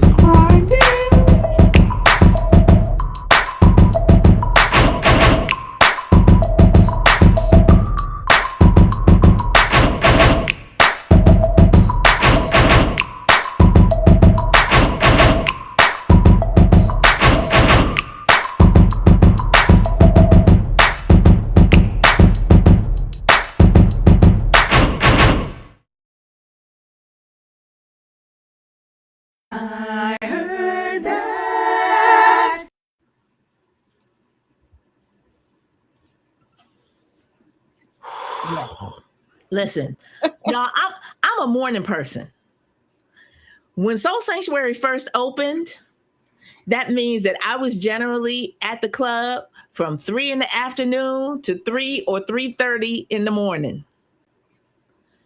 And then come home, try to get some sleep. My natural propensity is for my eyes to wake up, for my eyes to open when the sun comes up. Right. Woo! So when I say grinding, I mean grinding. I don't know how people do that club life for years on end, because wow, it was a lot. The whole body, your whole internal clock got to reset. That's crazy. Just like people who do shift work, right? Like I got a whole respect for how you have to adjust. Y'all would have to come get me off the floor because I wouldn't be able to do it. To have some income coming in. But also to pursue a dream, right? And so my final little video segment of the evening is about this sense of audacity. My friend, the late great Catherine Alatha Williams, used to talk a lot about audacity, that Black women in particular need to adopt white man audacity in order to do some of these things that we want to do in the world. Because if you ask permission, it'll never happen. Some stuff you just got to do. That's it. And that is very much the case with Soul Sanctuary's first documentary. I had left a good job in advertising where I had been doing broadcast production and copywriting. So I knew a little something about the mechanics of making a film.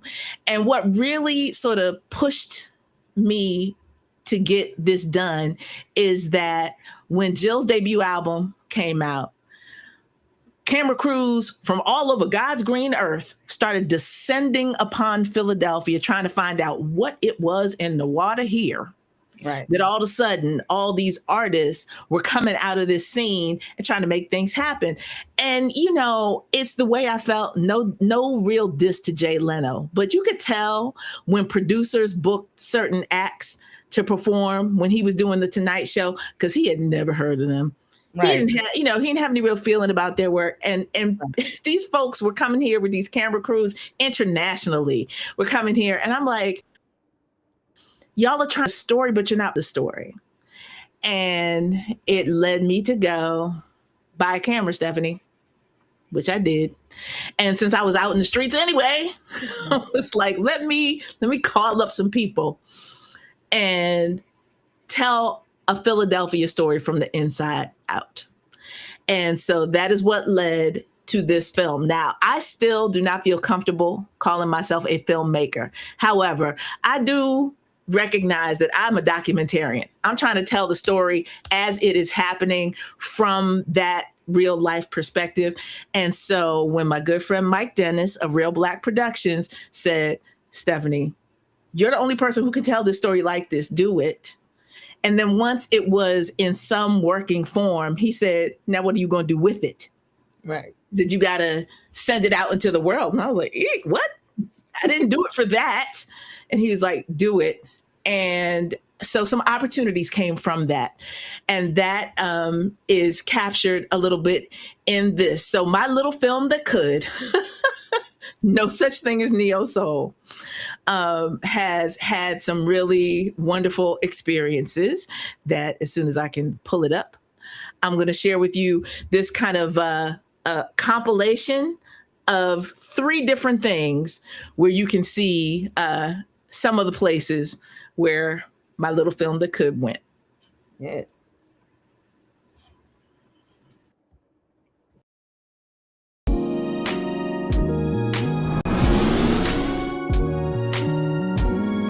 Five, 4, 3, 2, 1. Hello, everybody, and welcome to Kazram Access, an inside look into the lives of some of the musicians and influencers behind the Can a Sister Rock a Mic Festival, and a show dedicated to showcasing phenomenal women in music and the arts around the world. I'm your guest host, Stephanie Renee, for this special first broadcast of Kazram Access. Why is it so special, you ask? Well, this premiere edition of the program is all about my documentary film, No Such Thing as Neo Soul. Produced through my nonprofit arts foundation, Soul Sanctuary, this film will give you an insider's perspective on the development of the underground art scene in Philadelphia that spawned an explosion of popular black music at the turn of the 21st century. We'll give you some historical background on the origins of the term neo-soul and the music itself, and let you hear directly from the artists why they aren't particularly fond of that label. You'll also get a chance to see venues in Philadelphia that were as influential to the movement as the Kenna-Sister-Rocka Mike Festival has been to exposing up-and-coming artists to the good folks here in DC. Got all that? Good. Now let's take a look at my film, No Such Thing as Neo-Soul. Philly got the funk.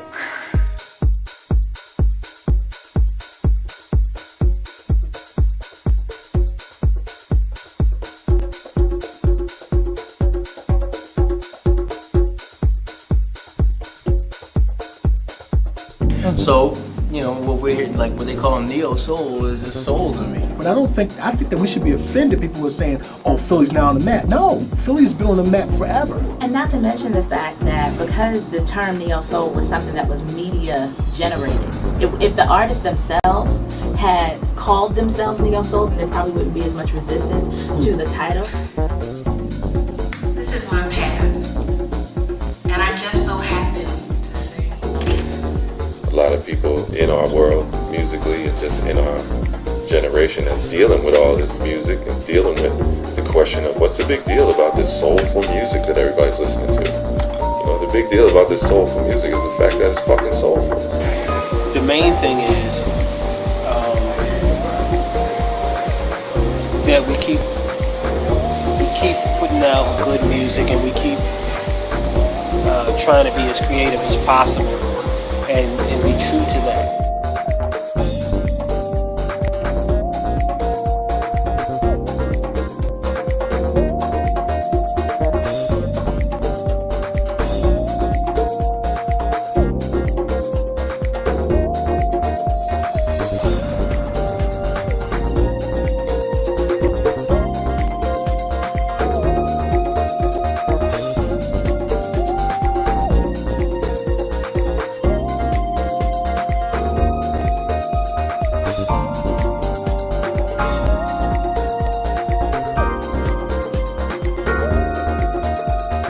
I'm Stephanie Renee, and you can watch Kazram Access exclusively on DC TV.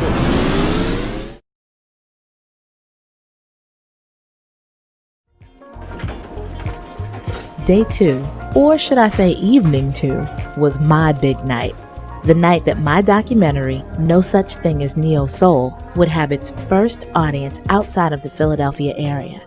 Nothing can really match the feeling of having your film's name on an official marquee. Everyone who saw the movie had positive feedback for me, and it was very nice to have an opportunity to talk to the audience, to answer their questions, and hear their impressions of the film's content. Cliquish to people who are outside. I'm not originally from Philly, so I'll say that to begin with. I decided to tell the Philadelphia story because once I came to Philly to go to college, I never left, and so Philadelphia is very much responsible for my artistic growth. And so I wanted other people to understand that process. But I got to know Jill and music and just about everybody else who's released an album in Philly, for instance, over the last 8 years. I knew them in venues like this. You would see them constantly. We'd either be on stage at open mics together or going to concerts together, and so they were natural friendships. So to other people outside who are coming in after people started to be recognized, it seems cliquish because they weren't there a couple of years ago when these relationships were being formed.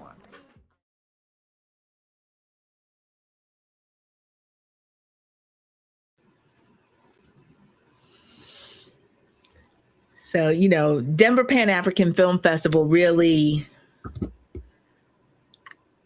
between Mike Dennis and Ashara Ekundayo, who was part of, if Philly could be transplanted to Denver, then the Cafe Nuba crew was like my crew there. And she was like, before you leave Denver, you are going to say, I am a filmmaker. And, you know, the encouragement to embrace it. She was like, basically, I wouldn't have invited you to screen your film here if I didn't think there was something valid that you were saying in this piece. So all of those things, I'm so very grateful for having the wherewithal to say, I need to go start capturing some of these people in process. Rennie Harris has taken his dance all over God's green earth. You know, Sabela he sings house music and he dances. Like, all of these people are doing incredible, globally focused things, but they honed that gift here. And I wanted a vehicle that was giving them an opportunity to speak for themselves and to give them their props from the hometown perspective. Amazing. And I saw the documentary No Such Thing as Neo Soul in Philadelphia outside. That was so cool. You know, you know how they have some certain towns have, like, you know, a movie outside. You usually set up your chairs, you get real comfortable with your family. And it was like that, you know. But since I know I've seen it already and we're talking about it, can you let people know where they can see the documentary now? If you are subscribed to the Soul Sanctuary Inc. YouTube channel for its 20th anniversary, I put the full film on the YouTube channel for free. So all you got to do is click play. It's about an hour runtime, not a whole lot of your time, but just gives you, and it was filmed over the course of 2003 and 2004. So it really will give you some distance from, people have had some very strong feelings about the title and some of my assertions in the film. So it's really interesting to see how that has evolved over the last 20 some years too. Yeah. But here we are with our final two selections of the evening. And listen, your last one is such a classic. Yes.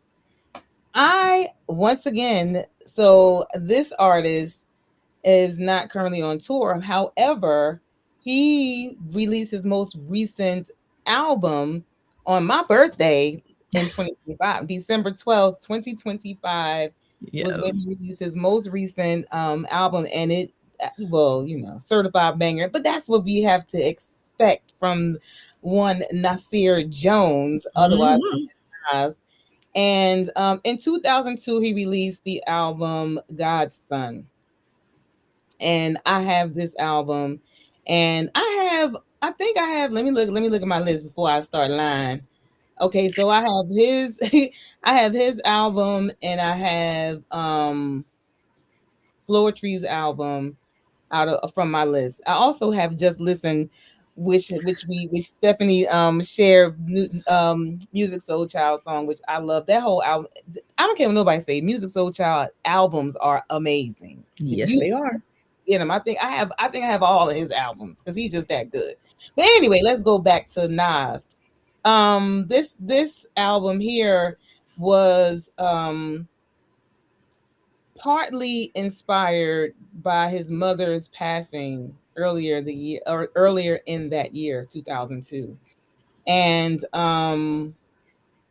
so a lot of people consider it one of his most, like, personal albums. And I was going to go deeper into the album, but I said, no, let me let the people hear something that they are very much used to. So it's like, it kind of makes you go, what? 2002? Yes, 2002. So yep.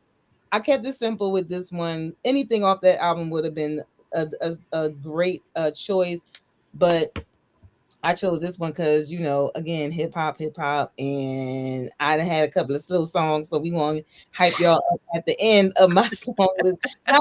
Listen, I didn't choose this song order. That's all this lady over here. I told y'all she did the producing. So, but she did it so well because you gonna have to. Never mind. I was gonna say you gonna have to wind down some kind of way. I'm not telling you to wind down the way that I'm gonna have to wind down, but you may have to wind down because this song will get you hyped, and it is called Major Look. Mm-hmm.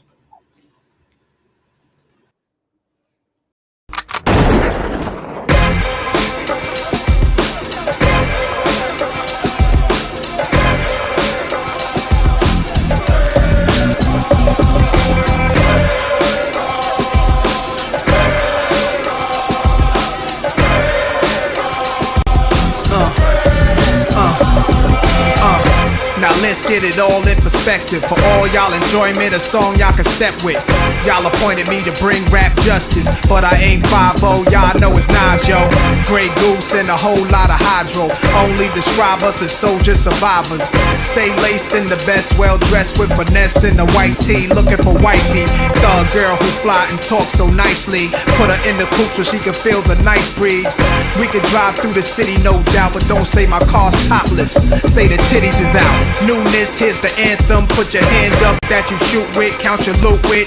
Push the pool stick in your new crib, same hand that you hoop with. Swing around like you stupid. King of the town, yeah, I been that. You know I click clack, where you and your men's at?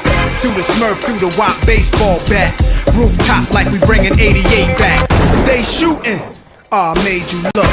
You a slave to a page in my rhyme book. Getting big money, playboy, your time's up. Where them gangsters, where them dimes at? They shooting. I made you look.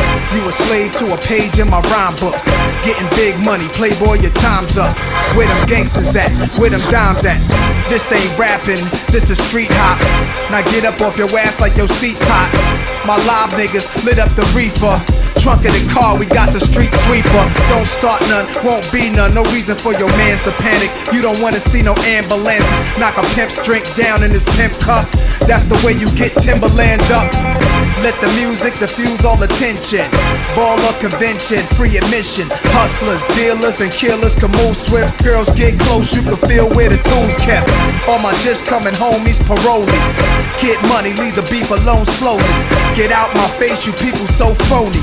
Pull out my waist, the Eagle 440. They shooting. I made you look. You a slave to a page in my rhyme book. Getting big money, playboy, your time's up. Where them gangsters, where them dimes at? They shooting. I made you look. You a slave to a page in my rhyme book. Getting big money, playboy, your time's up. Where them gangsters at? Where them dimes at?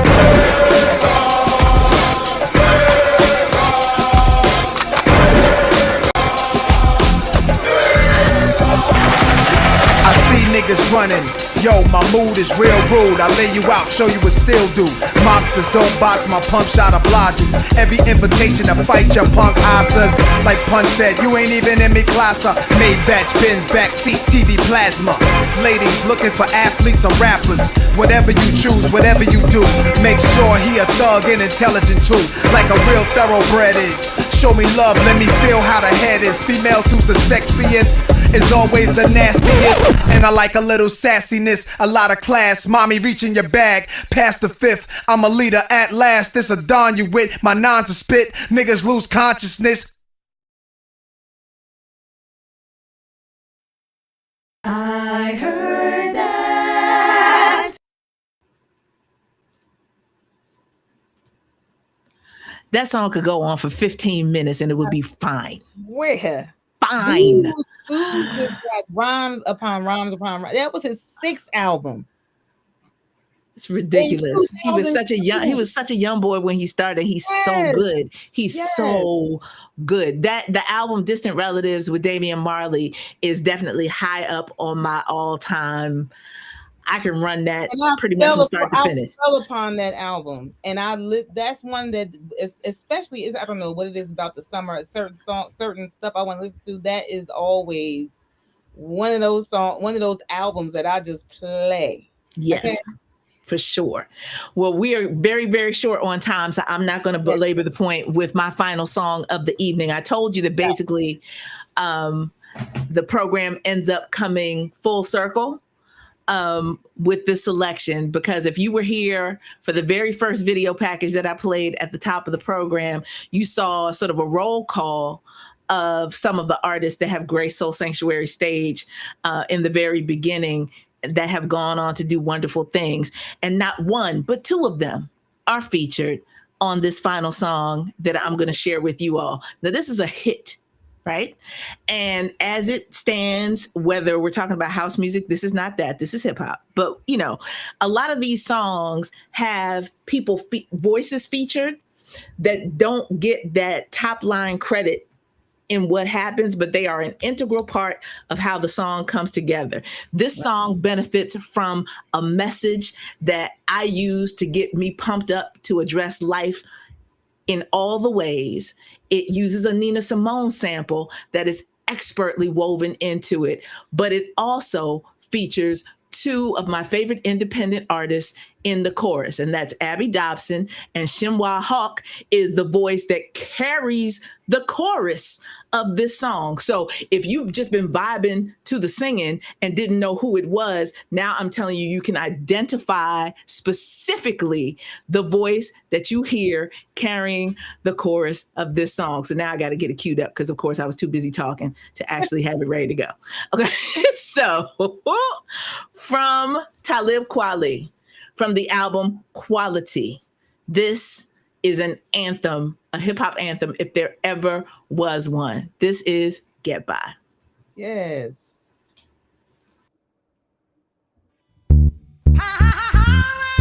Yeah. But Lord. Yeah. We sell crack to our own out the back of our homes. We smell the musk of the dusk and the crack of the dawn. We go through episodes too, like Attack of the Clones. Work till we break a back and you hear the crack of the bone. To get by, just to get by, just to get by, just to get by. We commute to computers, spirits stay mute while your ego spread rumors. We survivalists turn to consumers. Just to get by, just to get by, just to get by, just to get by. You ask me why some people gotta live in a trailer, cause like a sailor I paint a picture with the pen like Norman Mailer. Me and Weller raised 3 daughters all by herself with no help. I think about the struggle and I find the strength of myself. These words melt in my mouth, they hot like the jail cell in the south. Before my nigga Core bailed me out. To get by, just to get by, just to get by, just to get by. We do or die like best stars. See the red sky out the window of the red eye. Let the lead fly, some G-rap shit, living the lead die. I woke up feeling brand new. I jumped up feeling my highs and my lows and my soul and my goals. Just to stop smoking and stop drinking. I've been thinking and my reasons just to get by, just to get by, just to get by, just to get by. Just to get by,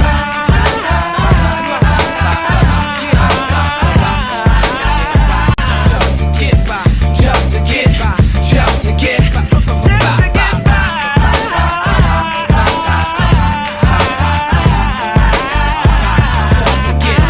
just to get by.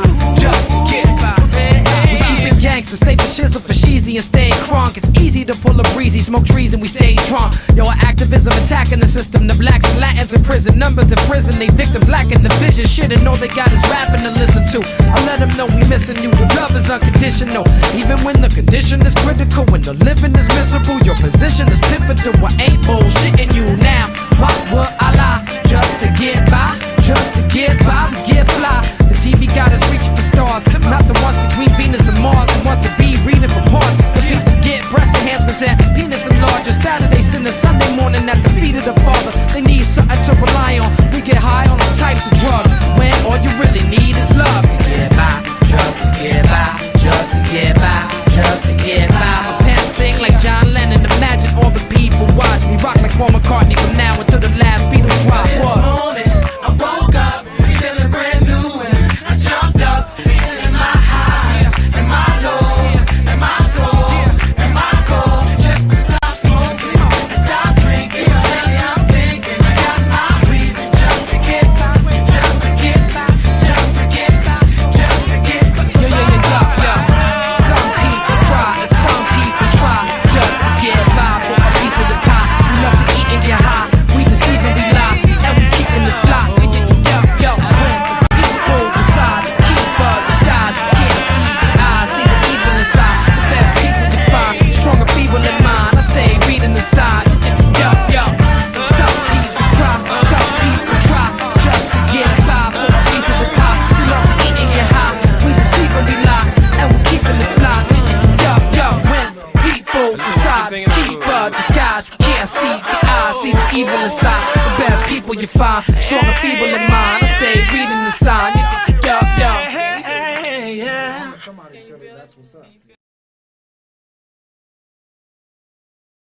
I heard that.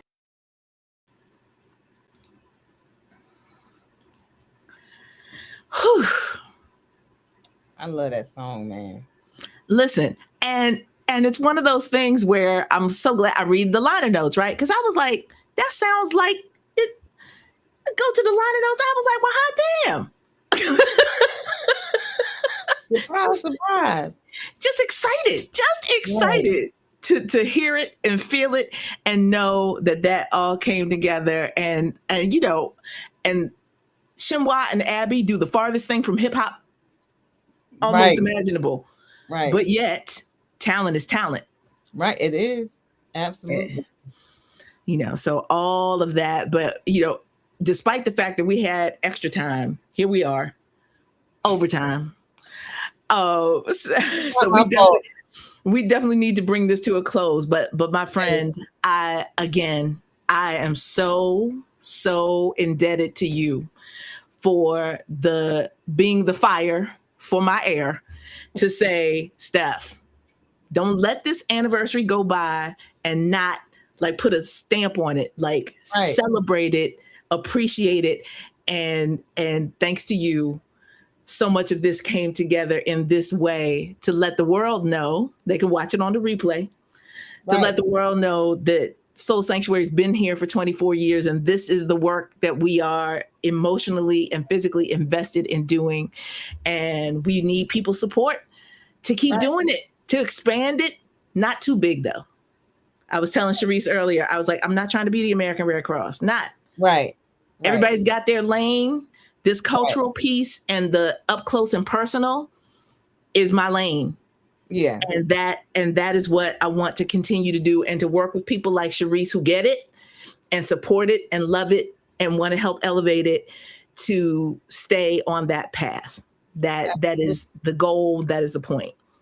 And I would like to point out too that, you know, if you have a heart and a mind to do something for the community, especially in the arts, I don't want people to think that you have to recreate the wheel. Find an organization that aligns with what it is that you want to do, how you want to contribute, and attach yourself to that. Add to, so that there are more hands, you know, in being put in, and then there's more work can be done, and it's less of a burden on the one or two people who are already in that organization. We have this mindset that, you know, we keep telling people, just start a business, do this, start a nonprofit. You don't have to. You can, but it's not required in order for you to do something. Sometimes people, we can't get started because it's like, well, how do I do that? Attach yourself to an organization that's already in existence and doing the things that you want to do. That's what I did. I mean, and I will add to this because I think it's an important point to make. When I was working for another organization, doing something that I love doing, I was lamenting to one of my mentors about some of these legacy organizations that are out here that I have worked with, that I have supported, that I have invested in, that have dropped the ball. I'm being really perfectly honest about it. Yeah. And he said, if you are waiting for some of these elders to get out of the way for you, he said, it is a futile mission. He's like, I encourage you to lean into the thing that you do and let everybody else catch up. Right. Because some of these organizations that people are invested in titles, right, and in a legacy position that they are not continuing, and they have built no succession plan. Right. So, you know, I would like Soul Sanctuary to live beyond me. That requires an investment of energy in people that are interested enough in the work that they will find ways to support it, so that other people can come in and do the heavy lifting when it becomes too much for me to continue to do so. Right. And I can advise. I'm happy to step aside and advise, and somebody else take the ball and run with it for another 40 years. You know what I mean? Yeah, that's how it works, because one person can't just carry for decades and decades and decades. Somebody gonna have to come in and add to, and it does not mean, people should not, create their own thing. But absolutely, if the thing that is stopping you is that you can't see how to start, then there's find an organization out there. I don't live in Philadelphia, but in this organization, as we know, been around for 24 years, and I've been, involved in various ways over these last 24 years. Stephanie gave me something to something to ground me now, so I have this defined role here. But again, it's like if I wanted to do something. If I wanted to do something, I could do it attached to this organization, or I could start my own organization, whichever Let me one. just also say that we have talked about some of those plans, and we are hoping that before 2026 gets out of here, that you might see some more of that. Yes, we're trying.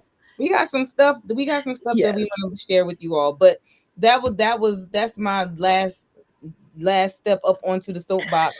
If you're longing to do something for the community, something for the arts, if you are a lover of the arts, find an organization that speaks to you. And this is one. I'm gonna speak for Stephanie. You're welcome. Come on. If you feel like you can play a role here, with her organization, and join us, because literally it's easy. If it's I'm not saying it's easy, but it's an easy give when you feel aligned with the organization, with the purpose, with the mission, and all that stuff. And if you are a lover of the arts, then I can see Soul Sanctuary being the spot for you. And in the meantime, don't forget, this is a telethon, y'all. Listen, I'm gonna say it if she don't. In the corner there is that QR code. Scan it.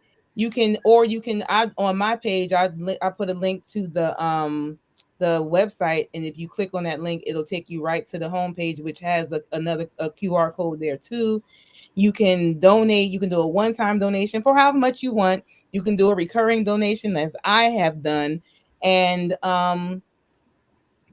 support or if you don't do anything else, if you don't feel like you have the time to commit to doing something with your time wise, then you may be able to find the dollars to contribute. Listen, I'm just saying. Listen, we're not turning away no money. Understand that. What I'm saying?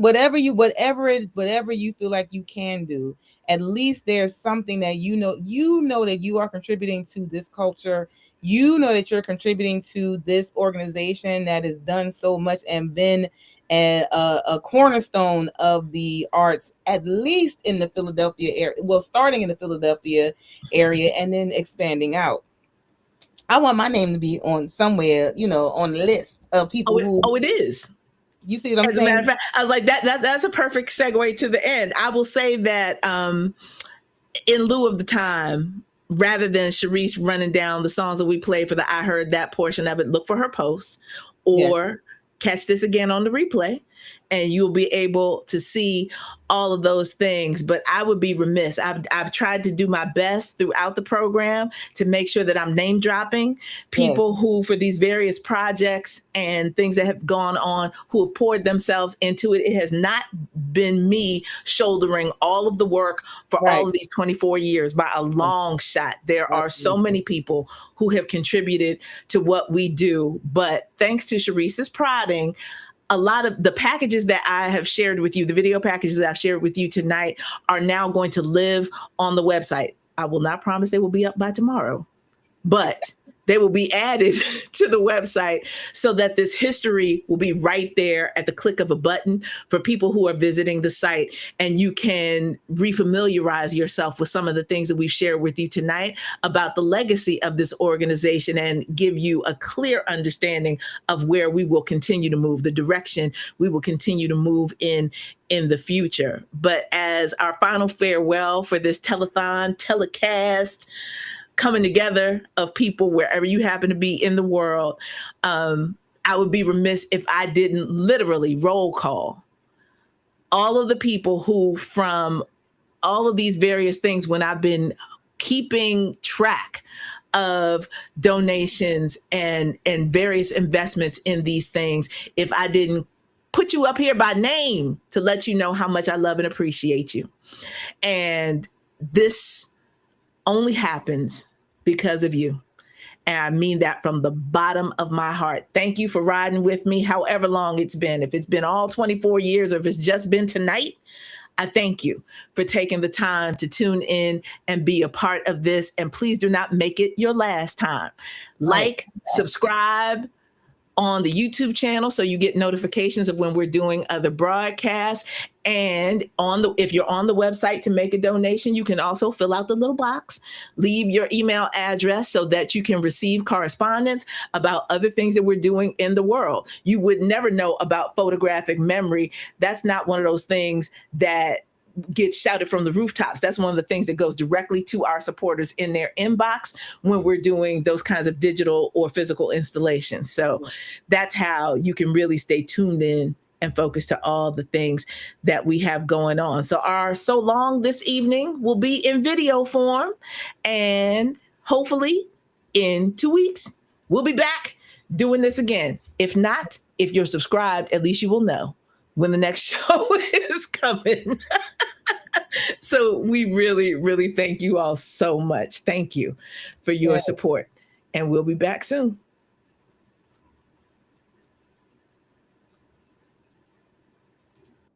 I like this. I like this.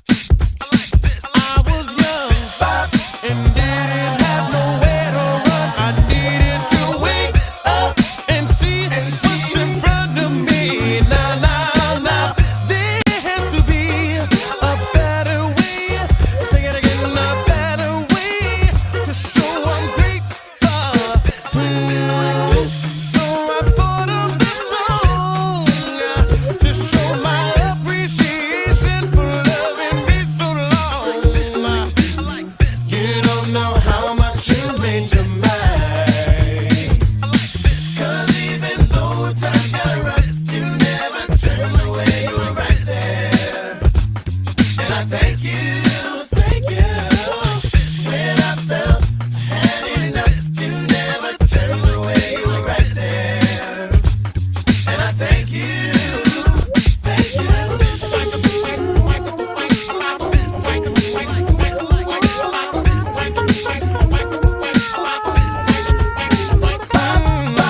All through my life, I knew there could be more world. Knowing everywhere I go, things you told me they would show.